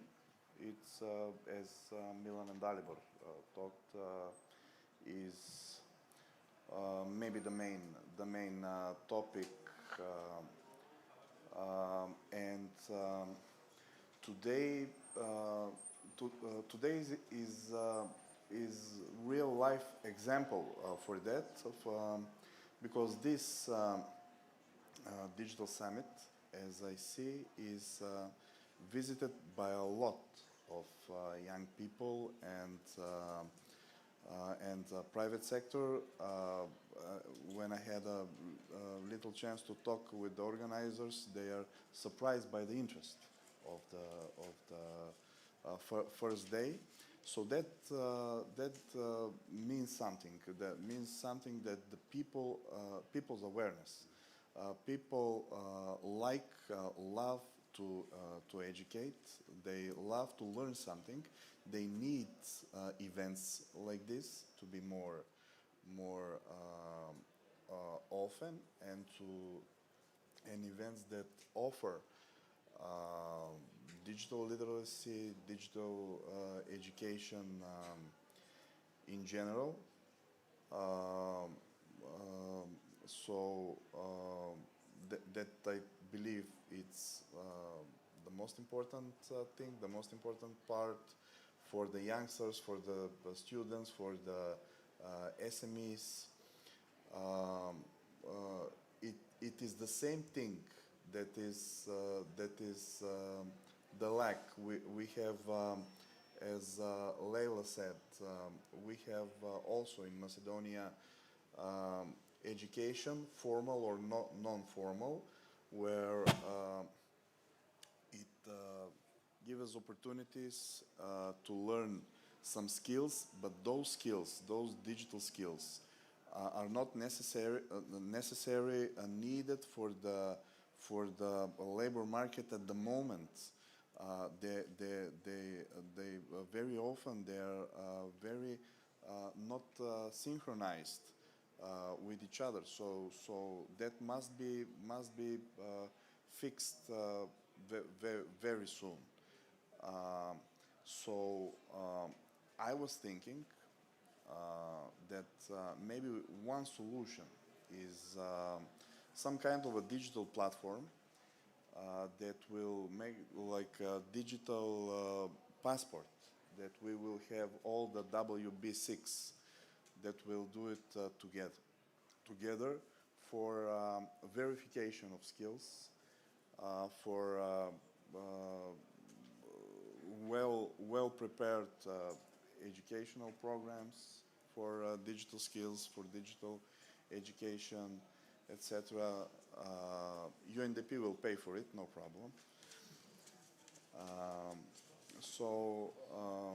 I believe that project like that will help to improve the digital literacy and digital skills in general in our country, among the youngsters and among the private sectors. The private sectors is hungry for digital literacy and digital skills, and they're searching it everywhere, so we must just make it and give it to them. Thank you so much, Ilya.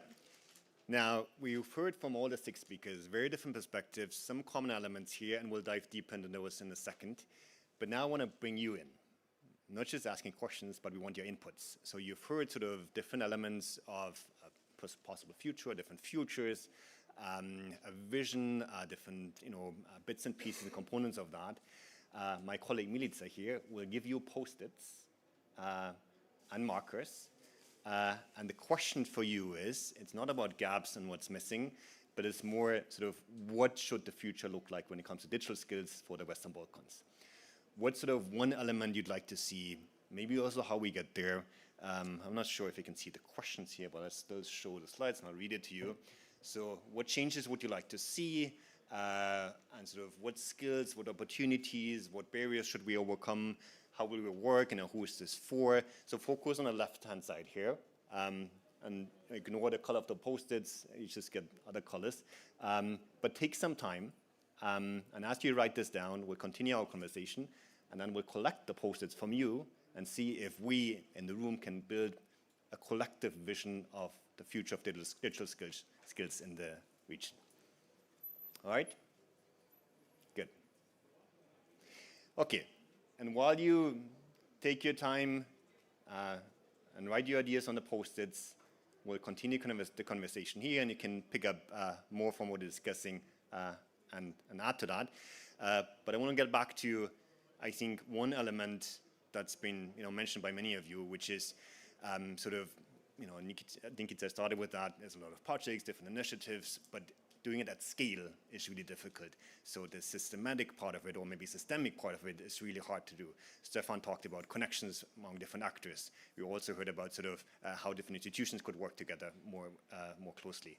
So what sort of one thing that you see, you know, how to make this work, what sort of bright spot do you see in the region where this already occurs, sort of something at scale, something a bit more systematic than just sort of piecemeal approaches? Nikita, go ahead. Thank you for this. I would say that the next leap or next step is not to bring another isolated project or projects financed by donors and so on, but really to create for our countries and also for the region together to create future-proof skills systems. It is like skills forecasting systems, but certainly digital skills and AI skills will be a big part of that. What other participants mentioned is that they were so far good projects, like 21st Century Schools, great project financed in all of our countries by the British Council. Unfortunately, all other countries seized this project except Serbia, and it was a great project. Why it was a great project? Because it relates to something that we mentioned. It was developing digital skills, coding and programming skills in all courses, all subjects in school. It's not just programming per se, but how to integrate it into the everyday life, say, of young people, but also of the citizens. So I would argue a lot that we need blended learning systems, meaning that, you know, one small activity is not enough to change the life of young people or perception or skill set of a worker and so on. So we need to include digital skills and AI skills into formal education, non-formal education, into professional development plans, all over, say, the either age ranges, but also across all elements of the education system. Then what I also think is very important is that we need to understand that we need AI literacy for all. So as you mentioned, it's not about developing coders, but every citizen has to have at least some basic digital skills which can be used because, or so that we know how to safely use technologies. There are many technologies available, but how to safely use them. And probably pensioners or all the population will be still left out, but we have to help them because using e-banking services is something that eases the life, improves the life of every citizen.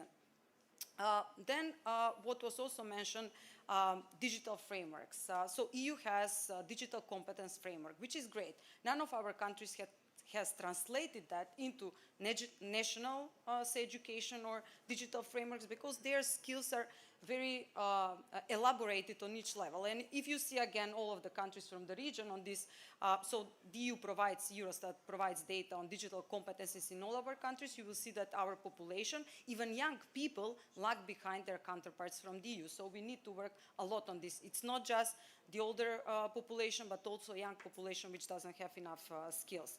I also think, you know, I'm a big promoter of digital skills, AI technologies, and so on. However, we should not forget that foundational skills and cognitive skills are also something that we have to, or that young people have to have. So basic literacy, numeracy, I know now we are talking about digital literacy, but also basic literacy, numeracy, and also critical thinking skills, which we all mentioned, problem-solving skills. So all these are skills that young people have to have. And now we need to incorporate digital skills on top of that. And again, 21st Century Schools project was exactly doing that.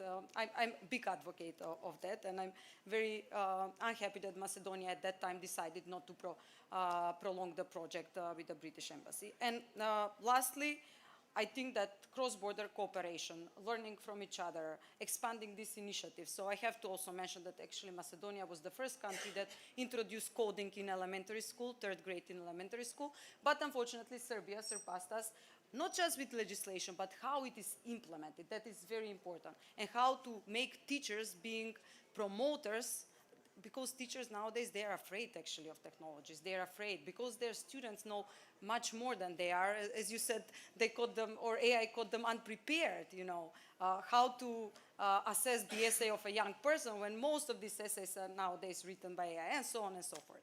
So these are my basic takeaways. And one more comment. So if you see that we are acting, that we here are acting strangely, that is because there is a fly here. So everyone, when we talk, there is a fly. So You know, we are not strange otherwise. Yeah. It's just the flight that makes Sorry us for that. That strange. wasn't planned. Apologies That for wasn't part that. of the Yeah, plan. so Yeah. it's But I yeah, see everyone struggling. but very interesting. I mean, Sorry. blended learning systems, literacy for all different populations. You know, this is all great. But the question to me still is, would this be another 20 projects, or do we need to change systems? Milan, you mentioned earlier, everyone needs to be a programmer, you know, be able to interact with machines, not a coder. So how do we get to this? How do we get there, you know, the scale of things? How we tackle that? Well, from my perspective, it's typically when it's something needs to scale up, people put it online, like you have webinars, videos, but this thing doesn't work. Like you have Coursera, you have Khan Academy, there are a bunch of sources which are online, but people are not persistent and motivated to go through all necessary courses. And schools need to persist in terms of like human interaction, and when someone is left, someone sleeps, nobody's left behind, somebody picks him up or her up, and the whole group is moving. So from that perspective, like the education systems are very big system with big inertia. They're moving pretty slowly. So adjusting curricula based on industry needs is something that I think it's pretty slow process. And that's why I'm advocating that like people from the industry need to get immediately to the battlefield and get into the classrooms. We have volunteers from IT companies that are doing workshops with kids for Petya Foundation. We would like to actually, we have one team member that's volunteering in school as well. So people can build soft skills and approach kids and learn how to do it slowly but steadily, and get into classrooms and show which are the real life problems that can be used in school to cover the most important topic, and see why the things are learned in school. So for IT people, there are many memes and graphs like how an engineer ends the career, and one of the options is to be a shepherd like somewhere in the mountains when he gets sick of the code. But a lot of people want to get back to society, and a lot of them want to be teachers. They will not become full-time teachers, but they can get into the classrooms and do things. So our idea is to try to upskill IT folks in soft skills, and then to see if they will click with teachers and together in synergy produce more. We're talking to one of the IT companies that gives us volunteers for workshops to actually experiment with this and see if it's going to work. Just one comment, like there is 1,150 schools in Serbia and between 50,000 and 100,000 software engineers. So if only 5% of engineers gets into schools, that's like 4 engineers per school. So there is a scale for that, and we should try to motivate people to get engaged and give something back to society. Yeah, thanks so much, Milan. We'll open up for questions in a bit, and I want to make sure we also are able to collect the post-its and share back a bit, and you might be able to react to what has been collected or what's been put on post-its. But 2 more points. One is, many of you mentioned public-private partnerships, connections between different institutions, getting IT sort of experts into classrooms. So why is it so difficult to have these, or why do we need more of these sort of initiatives or these partnerships, and why is it so difficult to bring different stakeholders together? Maybe Stefan or Leila, I think you both talked about this. Cultures. Is it on? Can you hear me? Yeah. Very different cultures, I would say. I mean, secondary schools, vocational schools have a very different culture, for example, from an innovation hub. So you need to incentivize people to work together. I saw a very interesting example in Singapore 2 years ago, where they incentivize small and medium, actually very, very small companies to go to trainings in the Polytechnic, and they're incentivized by the government. And the training is partly delivered by the students of the Polytechnic at vocational level. I'm not talking about the degree level, so these were not bachelor students, but students in vocational programs, however, quite advanced programs. So they were, together with their teachers, in a so-called Center of Excellence, they were delivering training and they got paid for it. So that is it's a very interesting approach, I think. I just wanted to briefly talk about these foundational skills that you mentioned. I think they're extremely important. We see many ways to manipulate, for example, artificial intelligence. It's actually monopolized by a couple of tech giants. So the results maybe not always objective. That is really, really important. In vocational education and training, the collaboration with the companies is extremely important. I mean, 1.5 hours ago, I walked out of my hotel and I thought, I'm now going to talk about vocational education, and I thought about an employee of the hotel who has maybe a qualification at the middle range level, and I saw the receptionist. And it's a good example to illustrate how they already use digital skills. I mean, they have a booking software, they have a reservation software, they use artificial intelligence to optimize pricing, to optimize bookings, and they learn that at the workplace. A vocational school would never be able to do that.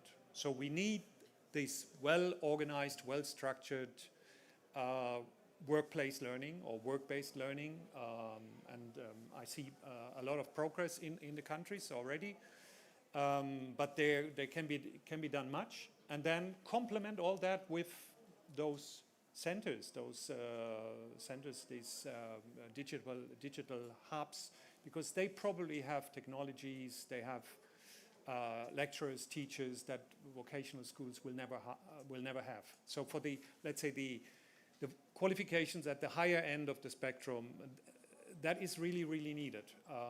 This collaboration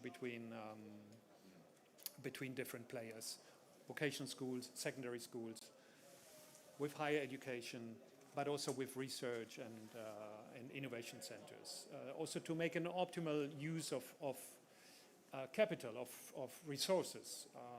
They should be actually used maybe not 24 hours a day, but because in a year or 2 years, a lot of the technology will already be outdated. So we really need to make use of that. And that also brings me to regional cooperation, of course. Do we really need, let's say, a center of excellence for automation technology in all of the countries? These are small countries, can probably not afford it. Maybe 1 or 2 centers in the countries of the Western Balkans would already be enough, and send also trainees from, I don't know, Albania to Macedonia, or from Macedonia to Serbia, so that, let's say, educational infrastructure and innovation infrastructure is used more efficiently and across countries.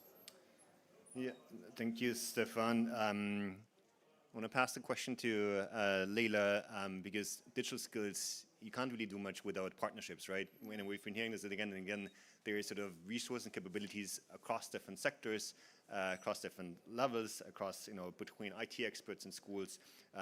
Ilya talked about the mismatch between the available skills and what the labor market actually needs. So, tell us a bit about sort of how you think we should go about partnering and sort of supporting these partnerships to have an impact.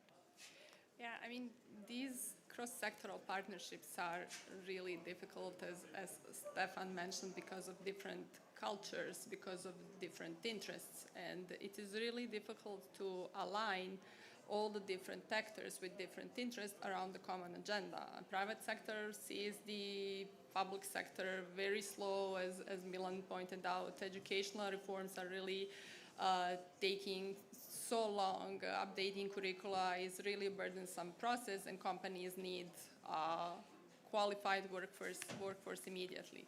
But but we have seen also examples. There are examples in Europe where big companies co-design curricula together with the institutions.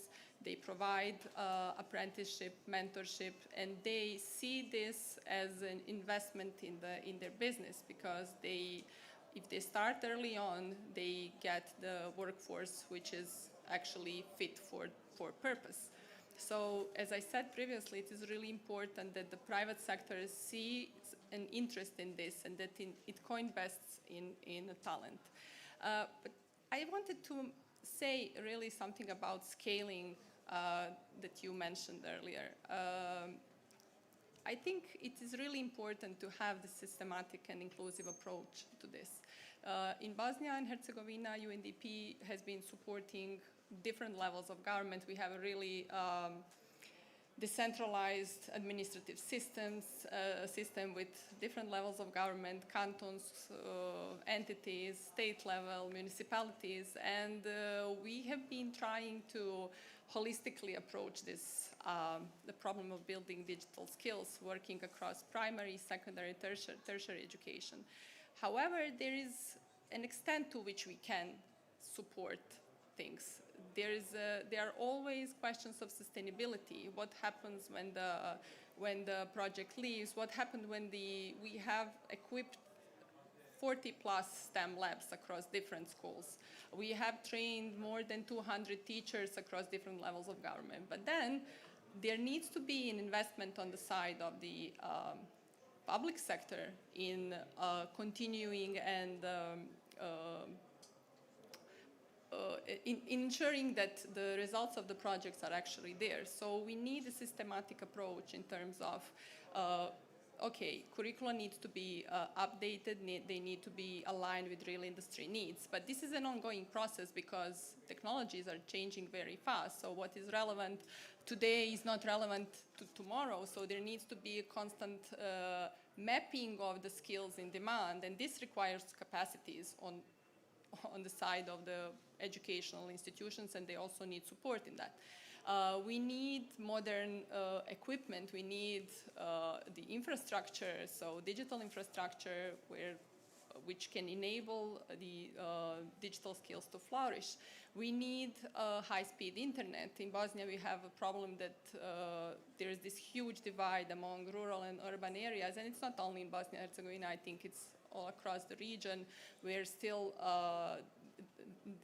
schools are still not having access to internet.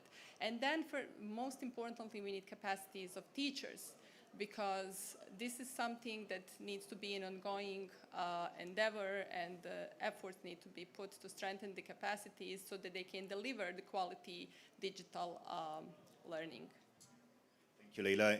Indeed, it's a very complex challenge, right? So you need infrastructure, you need incentives. We heard this. We need connections, you need capacities. So there's all these different elements you need to bring together to advance digital skills, the ecosystem in different economies. Now, I want to check on Vilic, how we're doing on the vision. Is it shaping up nicely? Are we? Yes. Okay. We'll get to that in a second. But of course, no digital skills discussion would be complete without talking about AI these days.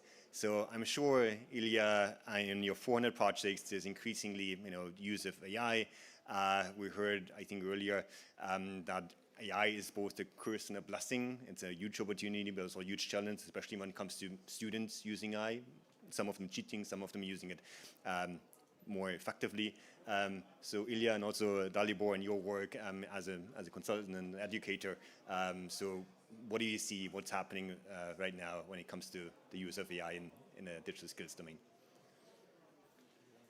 Well, the fact is that now it's a huge gap in that. Teachers are not still equipped with enough knowledge and skills for using AI. There are no official programs for empowering teachers in using AI in education. Now, this year started some courses, something, but as Milan said, it's something like webinars or not systematic, incorporated in educational system. Well, it's not easy being teacher nowadays, at all. First of all, we have to teach children for something that we know what they will do. There are some predictions that says that more than 75% of 10 years old students now are going to do jobs that still don't exist. So how you can teach them something to develop some skills for something that we know how it will look like. That's why I agree that developing these basic skills and empowering them for lifelong learning is a key thing. A lot of teachers don't understand that still, and they still live in last century, thinking that they are the center of knowledge.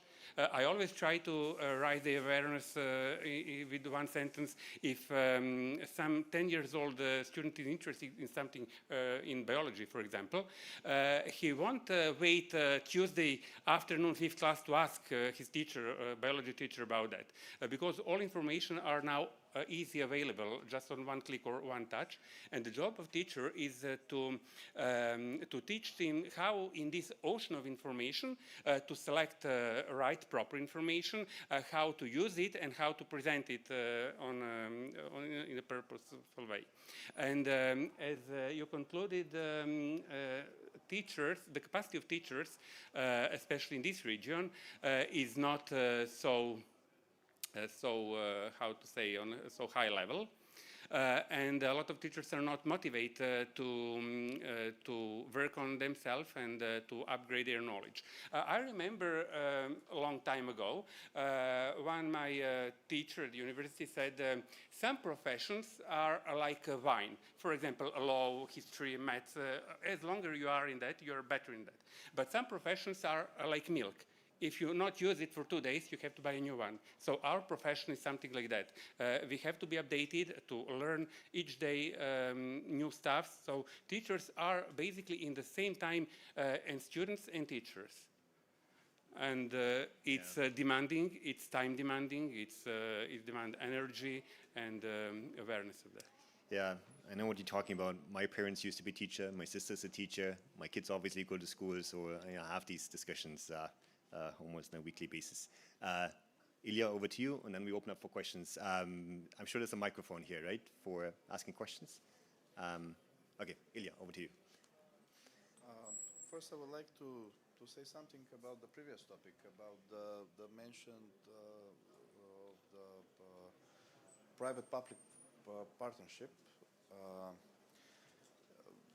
As I know, those private partnerships are more often with the local governments, with the municipalities, and etc. I believe that we must, at this moment, we must more engage in projects that are parallel with the government, not to engage the government in every project for the future or for the tech or for the digital, because that's the harsh truth. Everything with the government is slow and it's going harshly, and because the public officials and that work in the governments, everything they do if they must. If they don't must, they don't do it. It's common. Everybody knows that. So we must separate from that and to do something parallel if we want to help more in the advancement of the digital skills and digital era. About the AI, of course everybody uses. It's available. It's free.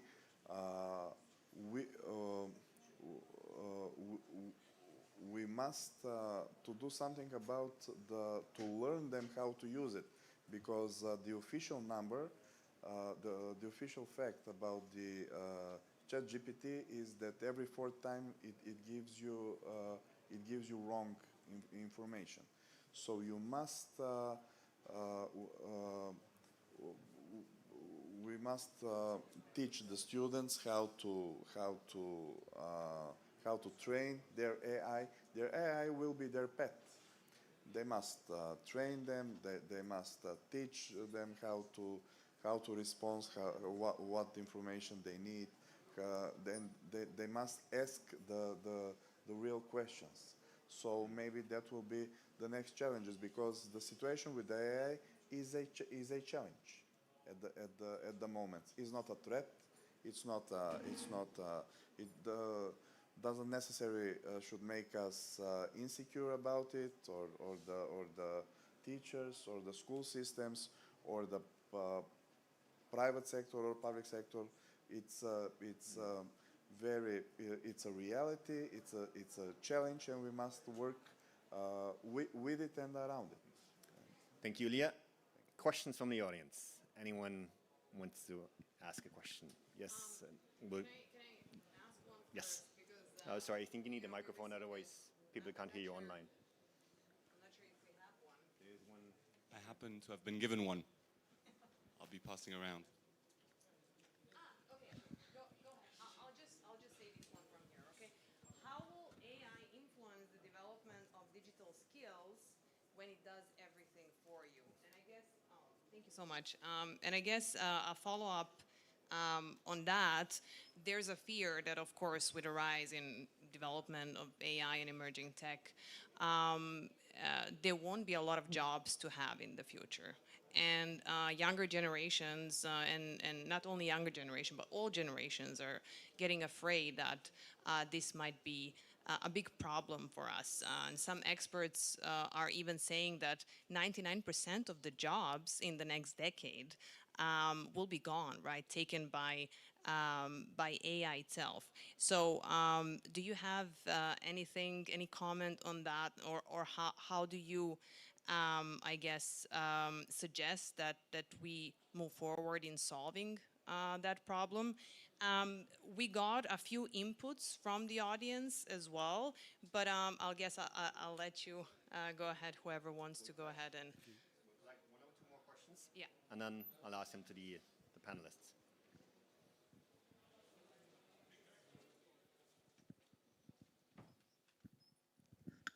Cheers. I'm Nicola Bessan from the World Bank, and I have a quick question regarding labor skill forecasting.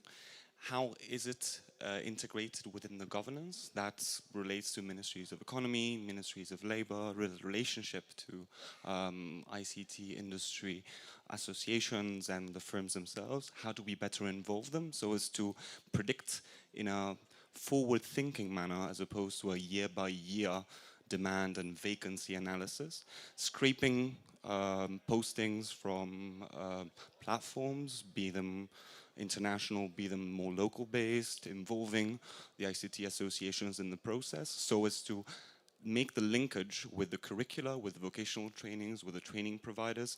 It seems like this is a big brick that is missing within the skills programs and vision, and to some extent in the allocation of the funding itself. This is a pending question that we would very much like to contribute in solving, and that's passing on to you and to the audience.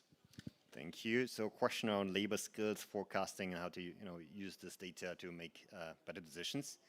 Any other questions? Okay, one more. Hi everybody, Boris from UNDP Montenegro. My question is quite opposite to Milica's question at the very beginning. If you could put yourself in the shoes of the teachers today in the Western Balkans, I'm mentioning Western Balkans especially because it's totally different education system, for example, in the European Union. Would you encourage the students and pupils to use the AI? Someone said, I think you, that they are using now it for cheating, and that way they are cheating themselves. Okay, I fully agree with that. But what if they just want to avoid some, I would say boring things or the things that they are not talented for, to use the AI, and how you as a teacher could encourage them to use the AI to fulfill that obligations in education system, because in that way they are definitely building the digital skills, which are the focus of this panel, but on the other side they are on a border between these cheating, the cognitive system or the cognitive skills that we are having. Thank you. Okay, thank you, Boris. So we have AI usage, AI in jobs, forecasting, labor skills, teachers in AI. We also have this vision here. Milica, you want to quickly tell us sort of what we have here before we go to the questions? Let's go with the answers. Okay. And We okay. Okay, then we'll do this at the end. So quickly, very quick points, please. Keep it short. We don't have much time left. Dalibor, do you want to go first? There is, it's not an easy problem at all.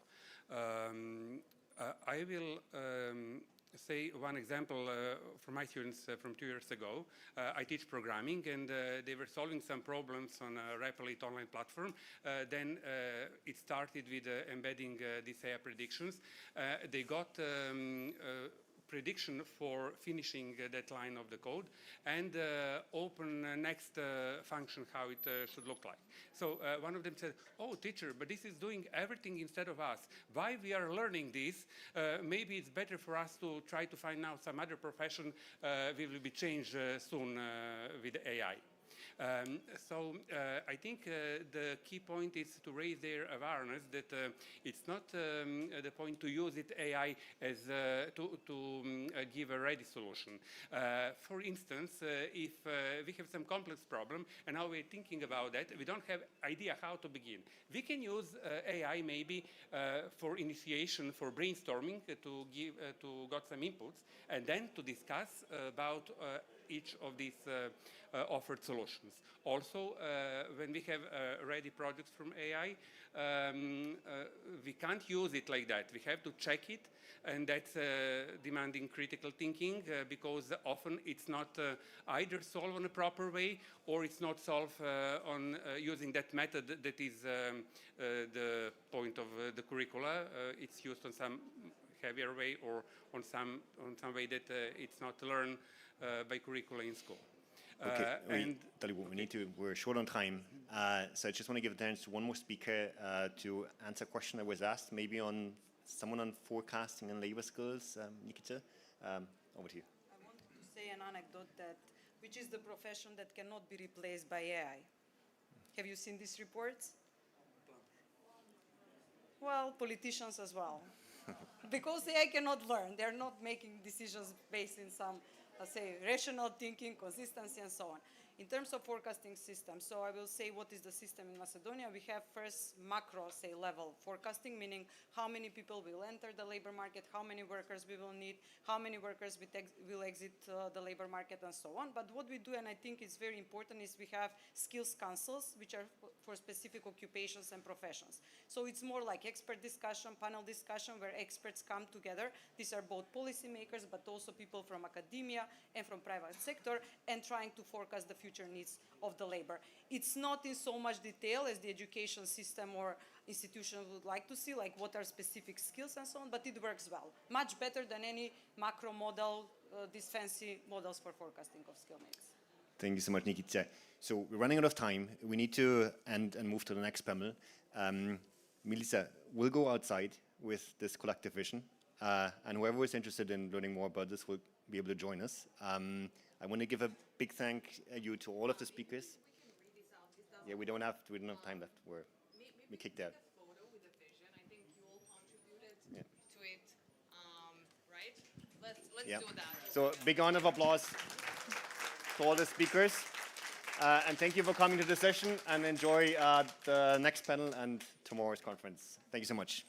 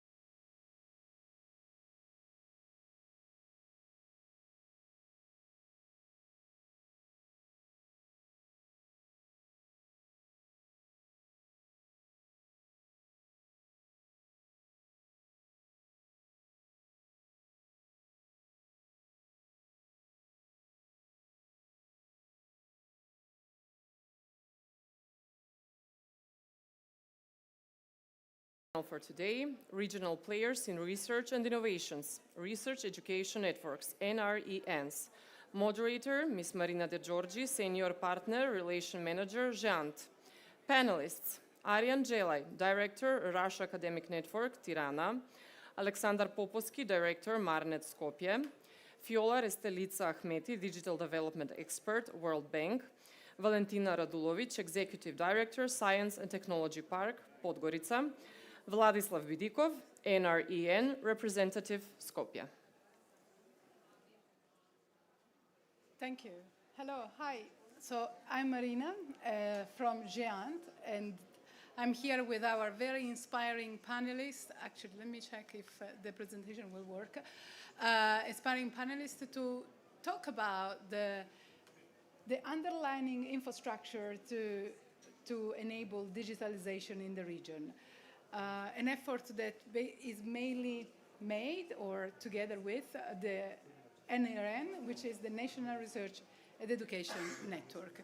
And here we are. So I wanted to thank the organizer for inviting me. They asked me to introduce GEANT a bit. So bear with me, we will go through a presentation which is not technical. And if I need to give you some technical points, I will just read it shamelessly.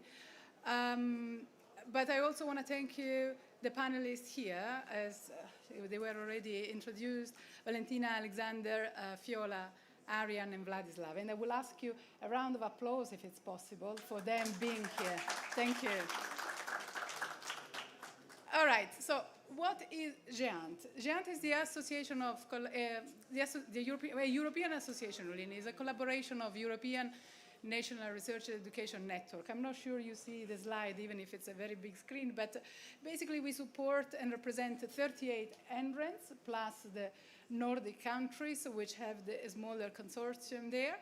We interconnect research and the education communities across the world, and we provide NRENs with bespoke services in domains of network, connectivity, security, cloud, and I think that is identity and access. But let's start from the very first notion. What is an NREN? It's the organization that operates basically the high-performance communication infrastructure with a set of bespoke services owned and run by the RNE community of a certain territory, which at GEANT, we refer it as a national, as country, really. They are drivers for innovation in RNE. Usually they are not for profit, but they can have all sorts of different format. Depends really how it works in the country. And you will hear more from the panelists here. As you heard, there is a few directors and other experts from the community. So we represent 10,000 institutions and 50 million citizens across the continent, and these are our members at the bottom here. They are all the NRENs across Europe. And you will see that Europe for us doesn't really stop at the borders of EU members. The region is very well represented, as you see. And we have here CREN, RASH, Marnet, thank you for the host, actually, and connected institution to MREN. And it's very nice to see as well that there are other community participants in the audience. There are many friendly faces here, so feel free to fire questions to me, but I will basically rely on them to get back to you on how really they enable digitalization in the region. I want to point out that Bosnia-Herzegovina is the only European country which doesn't have an NREN, although we need to say that efforts have been made to actually support their effort to establish the organization. I mean, GEANT, we connect, we make sure that the researchers and educators in country, they connect into the pan-European infrastructure. Because the NRENs per se, they work as well as a community of practice. Now, just 5 minutes promo here, where to find all the details of these NRENs, geant.org/membership, you will find all the details. But And so, as I was saying, we work as a community of practice as well. And here you see the meeting organized in April 2024 with the support of our colleagues from the Regional Cooperation Council, where the CEE entrants, so the Southeast European entrants, have talked through with the Bosnia-Herzegovina colleagues and trying to find a feasible way for them to establish a countrywide organization or an organization that suits their landscape. We meet very frequently. These are other pictures that are taken by our, actually this year, quarterly meeting of the CE Directors Forum. We were in Poznan there, again, looking at the map here in Brighton at our flagship conference, TNC 25. So the community of practice is not only for the region of the Western Balkans or the Southeast European region, it's actually across the community. So we chair different meetings where we put together practitioner, expert from the entrance or affiliated institution, meaning from all universities or academic institution they are related to them, to address basically common challenges or to share best practices and further their expertise. You see the community, the programs are structured in a special interest group or task forces, but of course we run as well a workshop of best practice, as I said. So what does really GEANT do? Since its inception, GEANT has been basically responding to European priorities. We ensure that we have a secure connectivity, a trusted data access infrastructure, which enable digital transformation. And how do we do that? Who are the actors? As I just said, like, in Europe, there are these entrants. GEANT is the European-wide organization that basically, as you see there, it connects all the entrants in the continent, Marnet, for example, in North Macedonia, which in turn connects their university or institution. You see here Red Clara, which is based in Latin America, and they work pretty much in the same way. Ubuntu is in Eastern South Africa, Vrakren in Western Africa, and Astren in the Arab countries, Bhutan in the more Asian side. We are all interconnected, and I'll show you in a minute how that happened. I mean, of course, with the GEANT services that we developed for this specific network. And you saw earlier that basically are focused on 4 main domains: the network and connectivity, the security, trusted identity, and cloud. And I will not obviously take you through the specificity of these services, but I will get my notes out now because it's going to get very technical, but I only have a few more slides. So because science has no border, we make sure that the infrastructure that serves the entrants are well equipped for the demand of the researcher, the academics, the innovators in general, so the educators as well in country. And I'm glad to report that our network is basically carries over 1,000 terabytes of data every day with 100 gigabytes per second service across the core network. So it's designed to support 12 terabytes ahead of demand. And as I said, like GEANT just arrives at the border of the NREN, and then the metropolitan service and everything that is done in country is done by the NREN because it needs to fit the community that they serve. This is, I would say, the last addition in our connectivity service. We make sure that NRENs are well equipped to access resources into the EuroHPC, so the hyperconnectivity service that GEANT just signed with the EuroHPC JU. here is the international leadership, as I mentioned earlier. We interconnect across the globe, and we make sure that basically researchers based anywhere in the world will have the same access to resources and services that anyone else has in another side of the world. It's very, for me, it's quite impressive, but I'm obviously biased. This is another map which illustrates probably one of the services that is quite a flagship one of our organization, EduRoam, which is basically the Wi-Fi network for universities. So what it means that with the same credential from one university, you can access your workplace from everywhere in the world. And last year we saw over 8.4 billion national and international authentication, which means that students and researchers rely on EduRoam every day. I'm surprised that it's not here, because we see EduRoam now in airports, stations, public transport, a bit everywhere. And what I think is amazing, it's a public funded service. It's basically there for the service of all. It's a busy slide, but it shows some of the service that GEANT provides to this network. To this network to have secure access to different layers of infrastructure.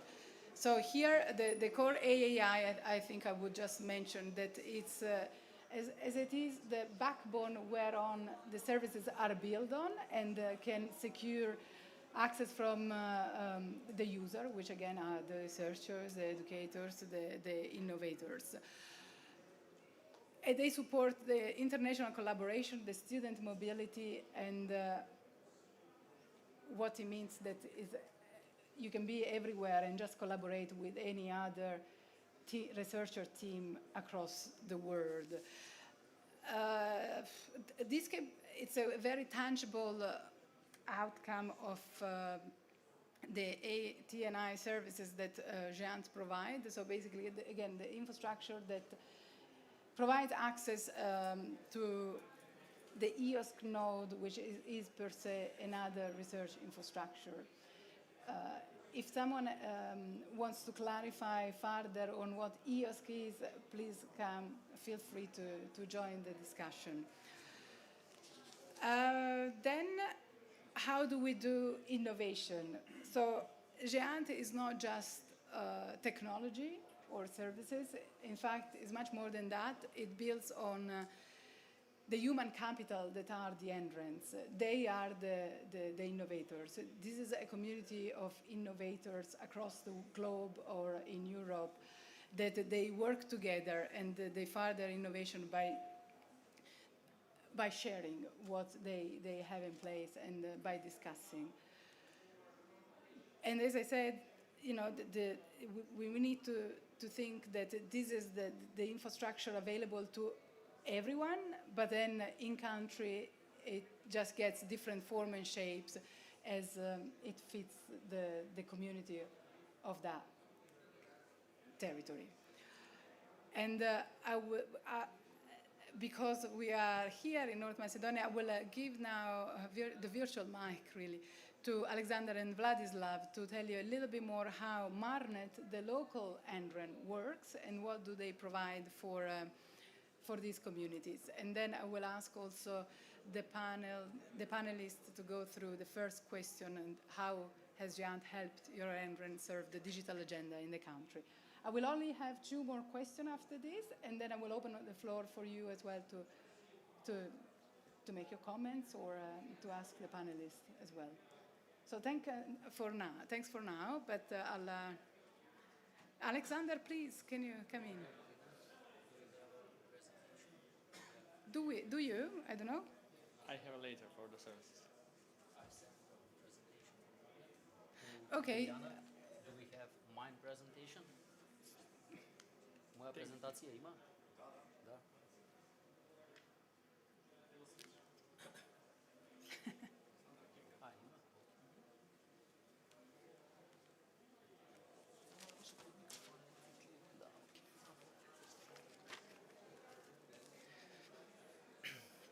Alina. It is a great honor to be here with all of you today. I will briefly introduce Marnet, our National Research and Education Network, and share with you our mission, activities, and role in supporting research, education, and innovation. Marnet, the Macedonian Academic and Research Network, was established more than 2 decades ago with a clear mission to provide stable and secure digital infrastructure for universities and research institutions across the country. In its early days, Marnet represented the first digital backbone connecting our Macedonian academic community to the European and global research centers. Today, this role has significantly extended and evolved. From simply providing internet connectivity, Marnet has grown into a provider of digital services for research, education, and innovation.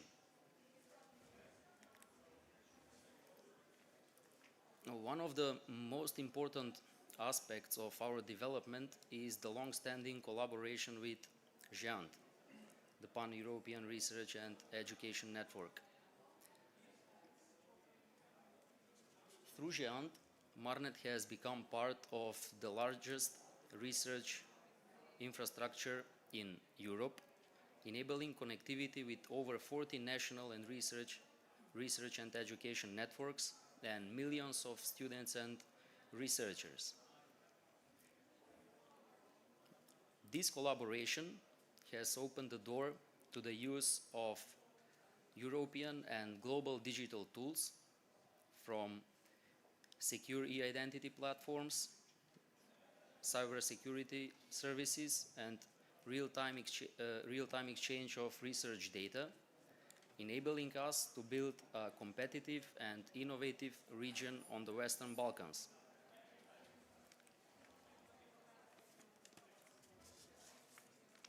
Marnet plays a crucial role as a digital enabler for research and education.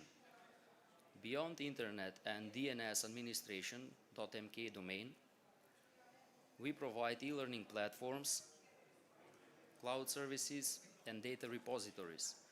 These services allow our students and researchers to gain global access to access global resources and work together with international teams in real time.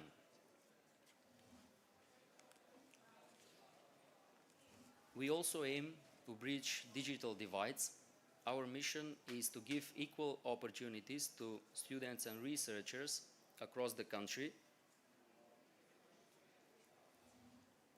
Shared platforms and regional cooperation ensure that nobody is left behind in the digital transformation.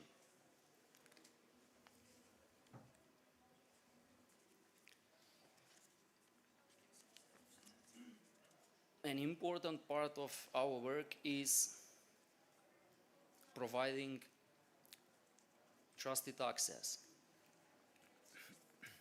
Services such as EduRoam and EduGain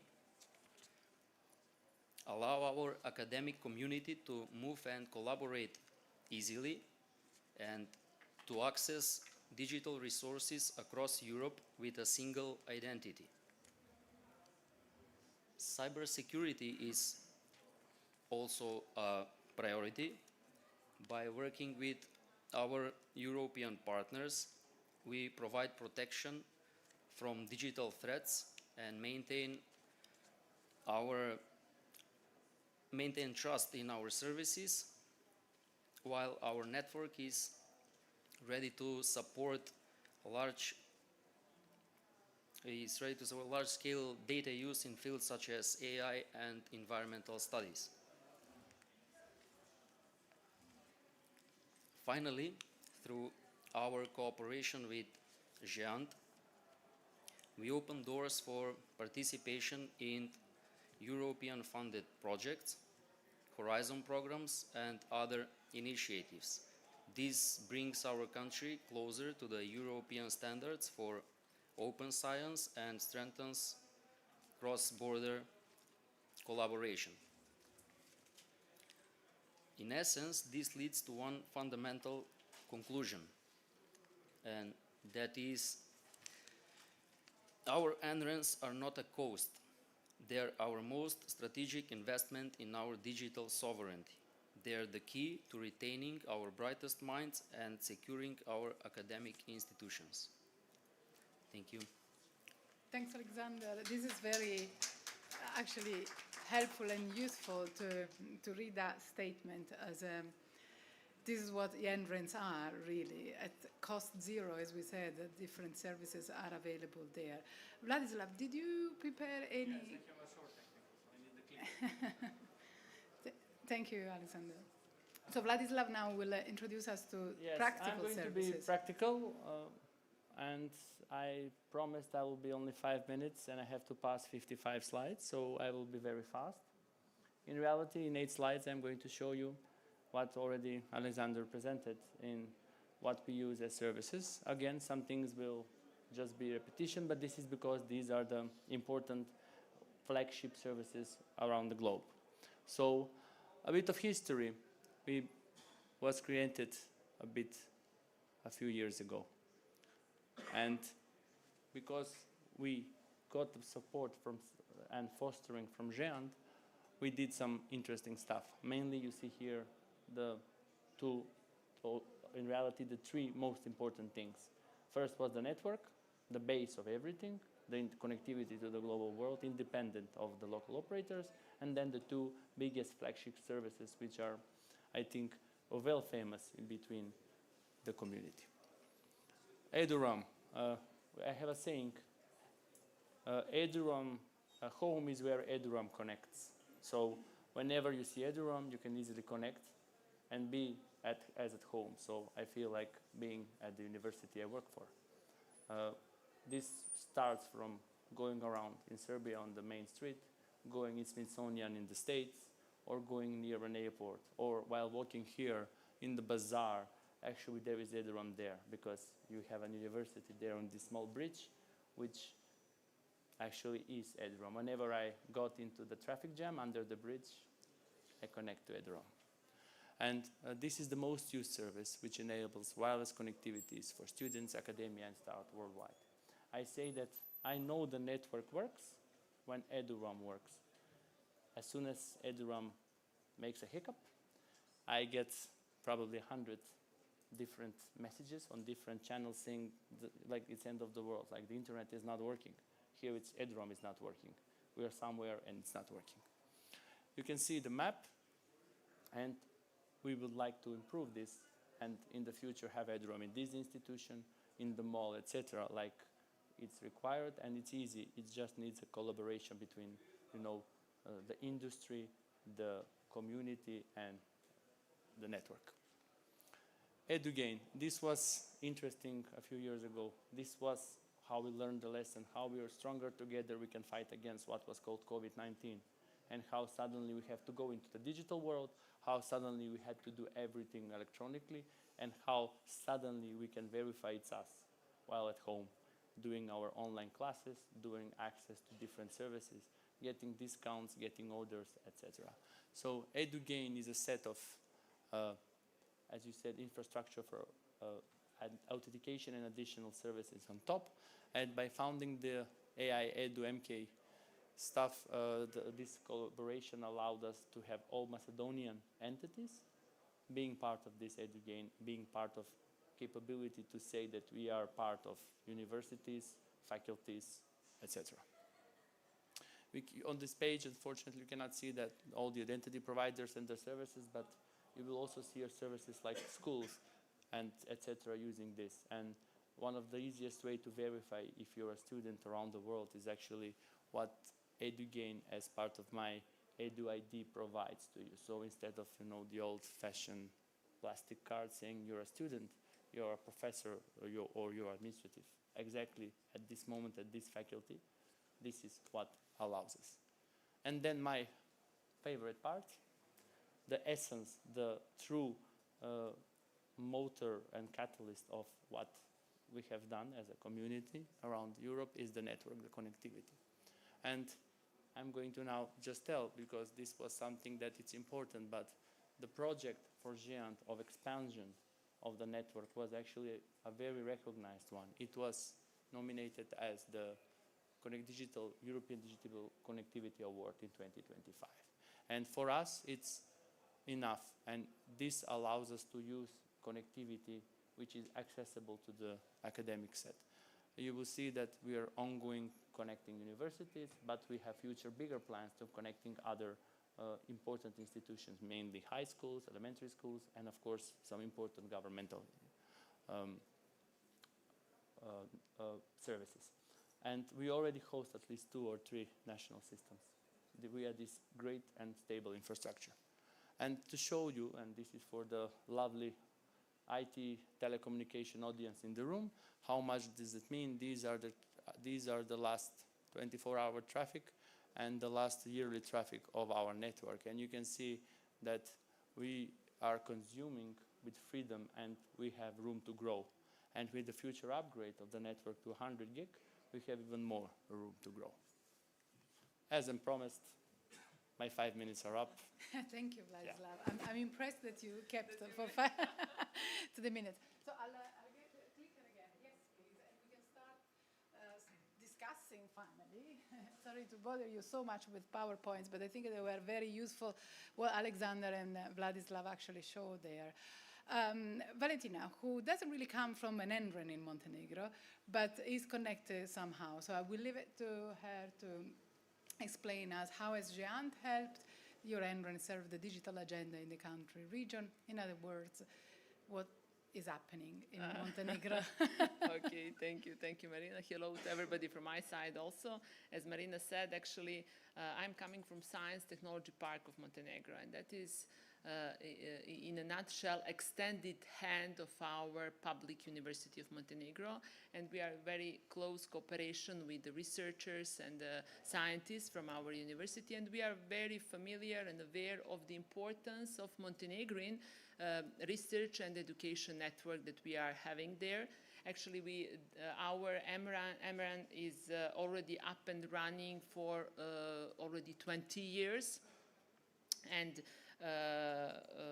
it spans actually across the whole country, connecting all the relevant key institutions. What is very important at the moment that this year actually we are introducing and connecting our 2 private universities also to the EMRAN, and as well what is additional is going to be additional strengthening of the whole story is that our Ministry of Education, Science and Innovation is actually investing some more budget into exactly this network and enabling all the new entrants to be part of the network. What our researchers are usually saying that our EMRAN is the cornerstone of digital connectivity of Montenegrin academic and research community. Mostly what we are using there is actually, first of all, but as an enabler. As somebody coming from a telco industry, I would say that connectivity is an enabler and it should be available all the time. So reliable internet connection, email, data storage, cloud services, distance learning platforms, and again, all this with high capacity connection to GÉANT. Currently, from our perspective, at 10 gigabits per second. What is also specific of EMRAN is that it also plays a role as Montenegrin national internet exchange point, which is very important, and connecting all the local internet providers in Montenegro. As well, EMRAN not just network services. What we are also using and exchanging is already mentioned Euro-Rome. Actually, it's already used, and what is very important, especially from a perspective of innovations that I'm somehow presenting here, is that MRAN is actually cooperate with National Competence Center for High Performance Computing. That is something that we established through and in the frame of EuroCC project. And it is very important that we are here as a growing, innovative ecosystem in Montenegro, relying on this functionality very much. And I could stress that from one or some of the tenants of Science Technology Park are actually emerged as a success stories worth investor attention, exactly because of the fact that they are using capabilities of HPC through the MRAN. So in a nutshell, we are very much utilizing all the capabilities, and we plan to do so in the future even more. Very comprehensive, yes. And I mean, that's how innovation, I just jotted down 3 different words: more budget, ecosystem, and the fundamental belief that innovation grows and starts from researchers and academics. Exactly, very nice summary, and those are really the key words, yes. Yes. Fiola, would you continue, please, about CREN? Thank you, Marina, and really a pleasure for me to be here, even though I'm trying not to watch the stopwatch, which is right close to us. I will try to talk more on the World Bank supported project in Kosovo that supported the creation of the Kosovo's NRAN called Kosovo Research Education Network. It all started in 2019 with the CODE project, the World Bank supported project, and implemented by the Ministry of Economy in Kosovo, that through other things has managed to connect all villages of Kosovo with digital connectivity, but also other really important components on digital transformation being digital skills. And the last but not least, also the establishment of Kosovo Research Education Network. Back then, only Kosovo and Marina, as mentioned in the beginning, also Bosnia did not have such network. And first, going to your question, Marina, what GEANT helped CRAN and in its establishment. Personally, I was lucky enough to witness everything from day zero. First, by having a lot of discussions with several NRANs across Europe. As we all know, NRAN, it's of course the same everywhere, but actually there are a lot of different models of how this is implemented. And we were among the last ones, but it's not always bad to be the last one, because in our case, we were the last, but we got an opportunity to meet a lot of colleagues, to see what worked, what did not work, and what would be the best for Kosovo. At that time, we have also, as a CRAN, had a good collaboration with the Croatian NRAN as well, the CORNET. And as we started, what started first as connecting universities, actually it extended in connecting primary and secondary schools as well, to put in numbers. Until now, CRAN has connected with high-speed connectivity, as well as, of course, connection to GEANT, all public universities in Kosovo. It provided network coverage to public campuses of universities, private colleges, and as of now, it connected about 250 primary and secondary schools, which is about 30% of the total number of schools in Kosovo. And of course, network is only the beginning, and it's a foundation to start something new. And at this, I want to mention that when the design was done with the World Bank with the ministry, the infrastructure in the universities was outdated, and it's not that you could use any of the infrastructure there to kind of provide something new that could be future-proof and could be adaptable to using digital education and, let's say, new technologies. So everything was done from scratch, having the new network there, and with the schools was even more difficult because in a lot of schools there was no connectivity at all, or really pure cabling inside, or no coverage at all. And in that sense, there was a lot done in having this state-of-the-art infrastructure inside. And I want to go back at the beginning on being the last one. It means that, of course, we didn't have to invent the wheel, but we had this. We provided this solution of having the cloud on-premise data center. What this means, I believe a lot of you already know, is that it's this solution of having some of the servers physically present in the premises and others in the cloud that can be really easy accessible for all the students, all the professors, as well as researchers to access them anytime. This is one, and because CRAN has this Azure platform, it already provides access to more than 200 different services for the community, but it also has already installed a learning management system, Moodle, which is being used from some of the universities. It has also other, let's say, collaboration tools that are provided through different ones, like Microsoft as well.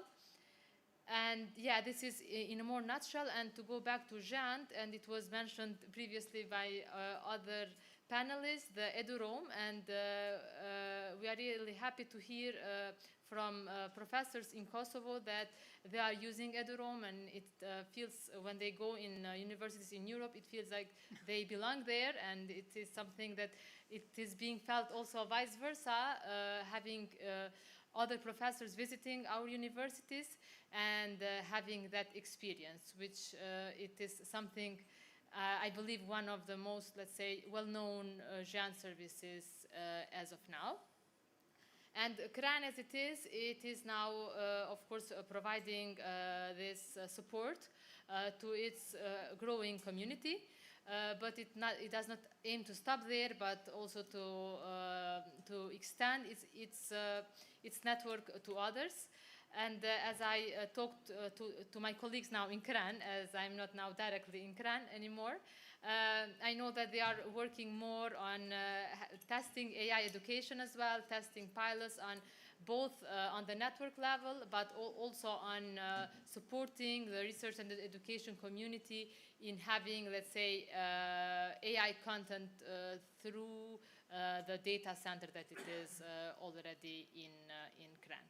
So yeah, this is just the beginning, and I can, of course, talk more on the plans ahead as well. Yes, thanks, Viola. It's always very impressive for me to hear what CRAN does, really, because I was with you in 2019, and then see this very small organization like ramping up and connecting the whole schools and in the territory, and now the AI in their curriculum as well. So yes, we will hear more.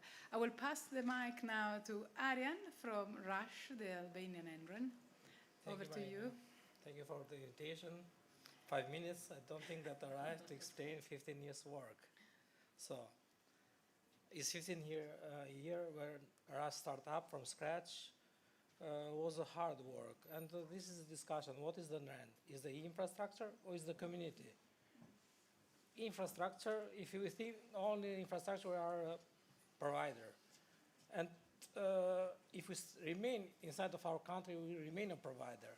Jean make us the NAN, because it's this big community, European community, over the border, which make our useful for universities, which make something others, are these common services, EduRoam, EduGain, EduVPN, which are the same for all educators, academics, researchers in Europe, which simplify the internationalization of our education, which makes simple the participation in project. And this is what we do, because infrastructure can build everybody.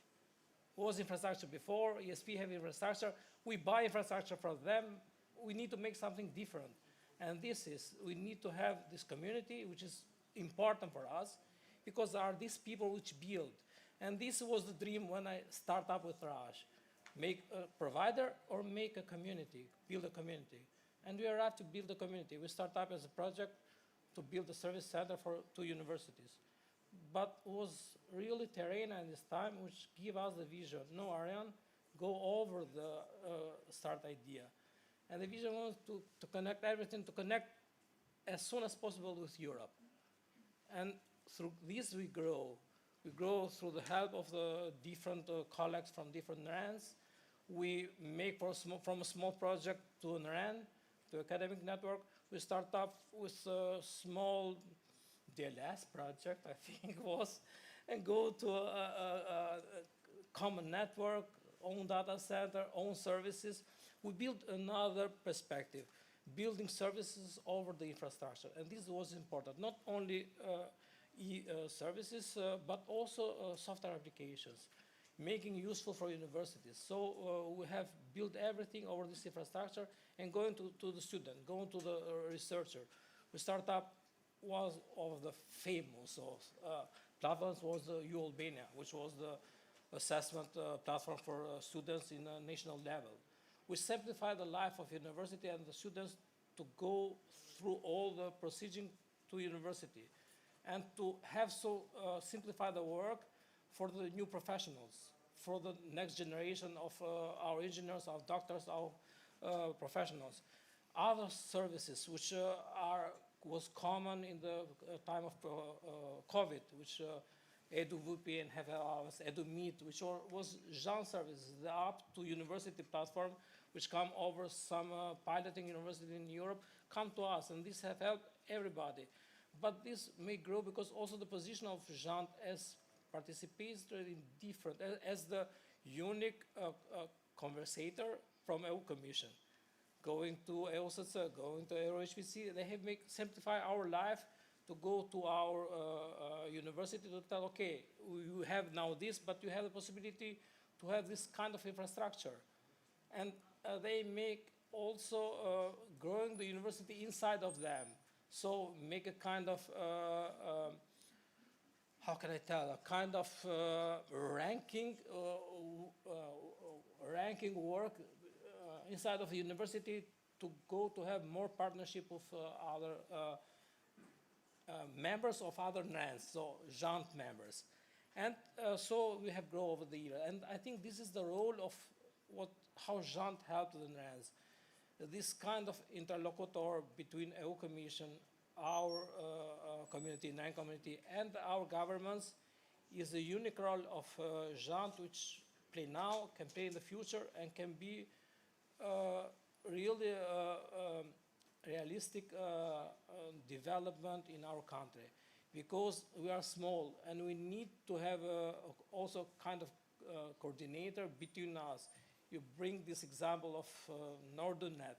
It's a good example also for us to develop a community which we share infrastructure, for example, we share services, we share human resources, knowledge. What they can do make better the Macedonia, we can take from them, but what we can have more experience, we can share with them, or Kosovo, or Montenegro, or Serbia. So is the need in the region, I think, to have more collaboration, because so we can be also in our road to EU, to assessment to EU in the next years, to build a common infrastructure, a common service, unified, not the same, but unified, so make simple also the communication between our universities and grow the community. So having countries for 2-3 million people and having a community for 10-15 million people is different. Also in the Winkle, how EU Commission or European Commission see the West Balkan countries. Thanks, Arjen. Yes, very scattered all around, but I hear a very strong value in the community, a very strong value in what Jeant does as an interlocutor with the EC, and then looking ahead, let's carry on working together and not forget that innovation only happens if we share. I just saw that we're going to have only 15 more minutes to be together, and I prepared 2 more questions, but I wonder if there is any pressing comments from the audience. Yes, please. Just too short. What's in it for the applied innovation and for profit innovation? The companies, the startups, okay? Because here we have you, and declaratively at least, GEANT is not only for academic and not only the, let's say, state or public academic, and we also have Valentina, who is from the industry, and the science and technology parks, as it usually goes, are there to support the spin-offs, the startups, and so we've heard very little on this. And the second thing, also very shortly, is where are the test beds and what's in it for testing? Because also formally and declaratively, GEANT provides test beds for new technologies, and with all these resources, with the petabytes of available cloud data, with the connectivity, with the power, this is something that, for instance, is not yet provided or possible even by EOSC. There are some EOSC projects, because you know that EOSC expands from different Horizon-funded projects with some add-on services that add on applicative services to the nodes as well. And some of these projects are providing, let's say, sandboxes or test beds for new technologies. But how is this done, or if it's done, or it's happening in GEANT? Thank you. Okay, I will need to repeat the two questions. So one is how GEANT is basically working with the innovation, the startups, the SMEs. We don't. We work with the entrants. We work with the National Research Education Network. We provide them, and this exactly. It's not even their job. I guess like their job is to supply the demands of the local communities. But I mean, obviously, I will leave to Valentina and the others to respond to that. Remind me the test beds question. What would you want? How does it happen? Sorry, yes. So GEANT per se is the coordinator of this Horizon Fund, the GN project, which has been through different iterations and is structured with 9 work packages funded by the European Commission. We are in our 5th generation, the second generation of the 5th cycle, so it's been on for very long. And this is where the test beds or like the pilots, the incubator works. I'm happy to tell you that there are 1, 2, 3 at least, I know, they work in this GN project. And the way the collaboration works is basically entrance representatives, entrance staff working together under different work package that are network, I will not...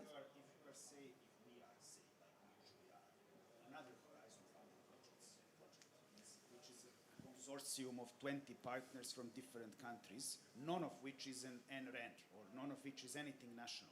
So it doesn't make sense to go through NRENs. So just wondering whether a test bed for something like this, or for something that is building or piloting new services on top of EOSC, or new technologies for collaborative research, if it can be tested in the GEANT resources. So we collaborate, we provide the EOSC infrastructure with some components, and we are part of, I can't remember which work package specifically, but we are part of that. Yes, it can be used. I mean, our ethos is indeed to help the community, but I need to get back to you and checking with my governance the specificity on that. Thank you. Is there anyone else wanting to take on the question about innovation and startups? For the first question, yes, I think this will be next year the new role of the NRAN. So this bridging between the academia and industry, or research and industry, this will be the future of the NRAN. So going over this classical role of the NRANs and making this path is important. We have started this to do with offering some services from the industry in Albania as Rashing, but we think also in the future. We have this discussion with Eva also today morning, because we wanted to offer some of GEANT services also for private entities, because we think that education and research is a public good, and we need to invest in this. Is something public, finance from different way. but we need to make in parallel, in the same position, both, and offer whatever we offer for public, also for private companies, SMEs or spin-offs, which are the future of this economy in our countries. And so, Also be beneficial both Yeah, ways, like both, in this both. situation, if you can, as an NRN, leverage some industry resources. It's a win-win process. so And if we for wanted Rush, to go in this way. thanks, Adam. If for Rush is in the near future, I guess for Emren is already the reality. So we'll leave it to Valentina. Okay, yes, I would add on actually that, Montenegro somehow, not somehow, but identified that innovations are the key way how we could boost our economy and society. Actually, innovations are in the core of everything what we are doing. And exactly the role of Science Technology Park is there. As I already said, a kind of extended hand of our university, exactly what we would like to bridge the gap, or at least to move them closer, academia and business community. And what we are really trying to enable, innovations, not just because of the innovations, and research because of the research, but applying it into real world, into real industry, into real business community, and by doing that, boosting our economy. That is our mission, and how we are planning to do so. What we are doing from Science Technology Park perspective, we are providing infrastructure support to our tenants. That is one layer, but another one that is, I believe, much more important is this moment of community, being Science Technology Park rather a community than a facility, providing services to our tenants, education, mentoring, connection with other partners, local and national-wide, but also internationally. And what I would like to stress also is very important. We have introduced just last year in November Technology Transfer Office, National Technology Transfer Office, and it is operating as a part of Science Technology Park. And what is its main role? To transfer technology from academia towards business community, but also vice versa. And what is, I believe, more important, transferring knowledge from the both directions. So it's a very important role. We are just boosting and just started to do so. We can see that the right momentum from Montenegrin perspective is now. We can see that we have this critical mass of young people, but not just young. I would say I consider myself still a bit young. About innovators, actually, those with innovative, creative mind. They are really working hard. They are willing, and they are looking for the support. So I believe that together, merging all these parts, we could really boost innovation. And by boosting innovation, this way of thinking, because we are not, all of us are not innovators and should not be in a let's say, in an essence, but innovating in each and every area of what we are doing is something that is really supporting and pushing our society. And I hope that answered your question. But I was sure that Vladislav wanted to add something about the UHPC. As a person with many layer. hats, I will now change my hat to the faculty hat, and I also tackle the next question, unfortunately. But thank you for the keywords you mentioned, and how do you enable is by infrastructure, by mentorship, by resources. 15 years ago, we started that as a faculty, and we could do that because we had the support of the university, who had the support of the NREN, who had the support of GEANT. When AI started the boom, we again could enable this. We work with industry, we work with young talents. Not many of the room would remember, but EduRoam started as an idea in a very young part of this project. Now it's the flagship product. And we have examples like this all the time. It's the collaboration. The Large Hadron Collider cannot process its data because it needs to transfer a large amount of data to the secondary sites. Can you imagine which network did they use? Yeah, that was one of the examples for the test bed, actually. Yes, the LHC cone, we call it in our GEANT network, and this is the main thing. And when we were designing the network as the first enable, we did like same. our students had the chance to work on a supercomputer in Netherlands, in Germany, because of EduGame. So this is the collaboration. We collaborate with our colleagues here all the time.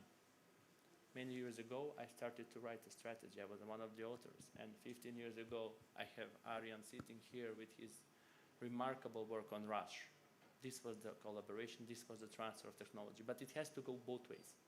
Industry has to approach us, talent needs to be kept, and we need to give back the feedback. And this needs to be done in the bigger essence. I love one sentence. Montenegro chose the right moment for innovation, and we said it's now. Each country needs to see this as an effect. And this is how we actually come to contribute to the wider, collaborating as Western Balkan countries, collaborating because we can give out a lot of talent and a lot of knowledge to the other part of Europe and vice versa, to the States, etc. We are already showing this in collaborating with Giant in the second iteration of the 5th generation of the project. I started many years ago with best campus practices. This was the task I was working. This is now the de facto thing which Kosovo used for their connection of schools, I'm sure, because this is how innovation and knowledge is transferred. Okay, so you maintain that it should go through NRANS still? Yes, and the community, because this is the catalyst. We have one more question from the audience, although I think Fiola wanted to add something about... It's maybe fine. after Okay. the question. 'Cause I see My question is very short. I really like the concept and it sounds wonderful, but who pays for it and how is this financed? The EC pays for it. The EC For the whole? Well, it's a combination of, but it's all public money, basically. There is EC funding, which funds the project itself. The Horizon Europe, as was rightly mentioned earlier. The membership as the organization, the entrance pay a membership fee annually. And here we would ask Aryan perhaps if that is an incumbent or it's a feasible fee for the service back, but we think that it's actually an affordable fee, obviously, because we work with the community. Giant as an organization, it's an interesting concept, I would say, because it's a grassroots, it came from the grassroots, right? It's a grassroots organization. This organization came together and they created their own governance. So the entrants, they are the users, but also are the shareholders, if you want to talk in business terms, but really how we call it is our governance. So they really pretty much set their fees. So it's all public money. I don't know if that answers your question. Okay. Yes, please. How can you finance this? Build services. You have here somebody who has built an end over 15 years without 1 cent from the government. So we are here. We have started from scratch, from zero. Whom are you building? You are building the universities? We build universities, but cheaper as any ESP, any service providers, everybody. You need to build a community. If you build a community, if you have young professionals who start a career by the NRAN, you can do everything. You can do everything. We have built inside of 10 years about 15 software applications, platforms with in-house. So we bring a model in-house. And this was the model. Taking example from Jean, Cineca in another part from Italy, which build everything in-house. And you grow over this, and what is important for us was that university ask us, government come to us, not we go to them and tell we can do this. So they know that they have a good partner which can do everything and which have this connection. The network is the most important things for the infrastructure, for the NRANs. So the connection to Jean, to NRANs, you can have help from every NRANs. Yeah. Voluntary mostly, and we, from this was the first question, is infrastructure or is community? But Aryan, let me come in. It's worth overall mentioning that every entrance has its own business model. Yeah, so exactly. Rush per se builds the university, and it's very peculiar in the region because most of the entrants actually in the region are state agencies, so they don't bill anyone because their government fund them to provide. Sorry, Viola, please come in. No, just trying to. Yeah, please do. Please Okay. do. No, just to add from the question, I heard the keyword, let's say, test beds, and I wanted to emphasize in CRAN and what now the World Bank is supporting. So yeah, the cloud on-premise solution that is now in CRAN, it's actually a really good testing environment to have more innovative services and innovative, let's say, solutions that can be built from students, researchers, as well as professors. And we are now at this trying to promote more these advanced services, the usage of advanced services by the universities. And this is why we are now more cooperating with the universities first on how to help the student in actually using those free different training materials that are already available, and by using them also using CRAN as a testing environment in having more, let's say, innovation. And RANS, in my opinion, is not infrastructure only, it's like an asset that can be used for a lot of different things. So, yeah. Thanks, This Viola. one. And another thing that I forgot to mention in the beginning in terms of digital infrastructure, in Kosovo, for example, universities have to go through a lot of different, let's say, criteria in order to be accredited.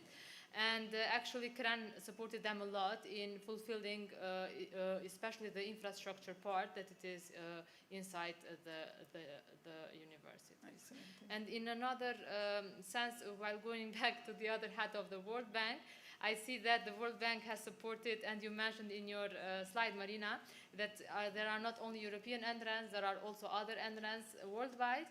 And yeah, World Bank has supported also other entrants, and there are different models, but I think we can all agree that by working and collaborating together, not only in Europe, we can have really new and advanced, let's say, services for all the research and education community as well. Indeed, yes. Thanks, Viola, for this addition. If there is no more question from the audience, I will just ask the panelists with the very last one, because I think we are almost there. Yeah, or zero. So would you spare one word as a recommendation for the summit, meaning like the organizer behind it, so all the ministry representatives, only in one word though, because we have... I can't do one word. I can One do word. three words. Three words. Collaboration, infrastructure, and talent.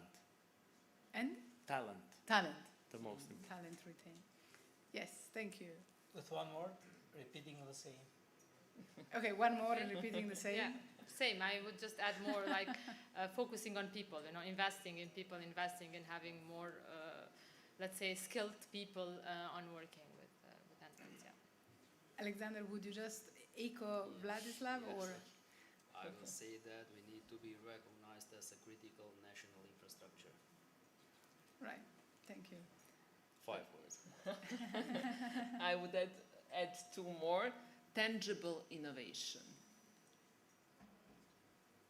Something that you can see. Yes. I agree.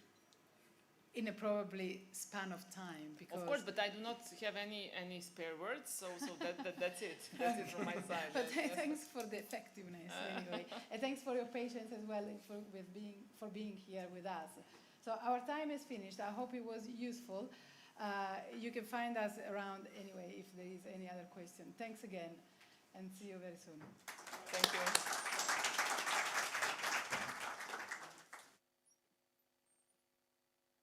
That concludes the Tech Stage program for day one. Thank you all for your participation, your energy, and your valuable insights. We look forward to seeing you again tomorrow for another exciting day of innovation, dialogue, and collaboration here on the Tech Stage, but also on the main stage. See you tomorrow.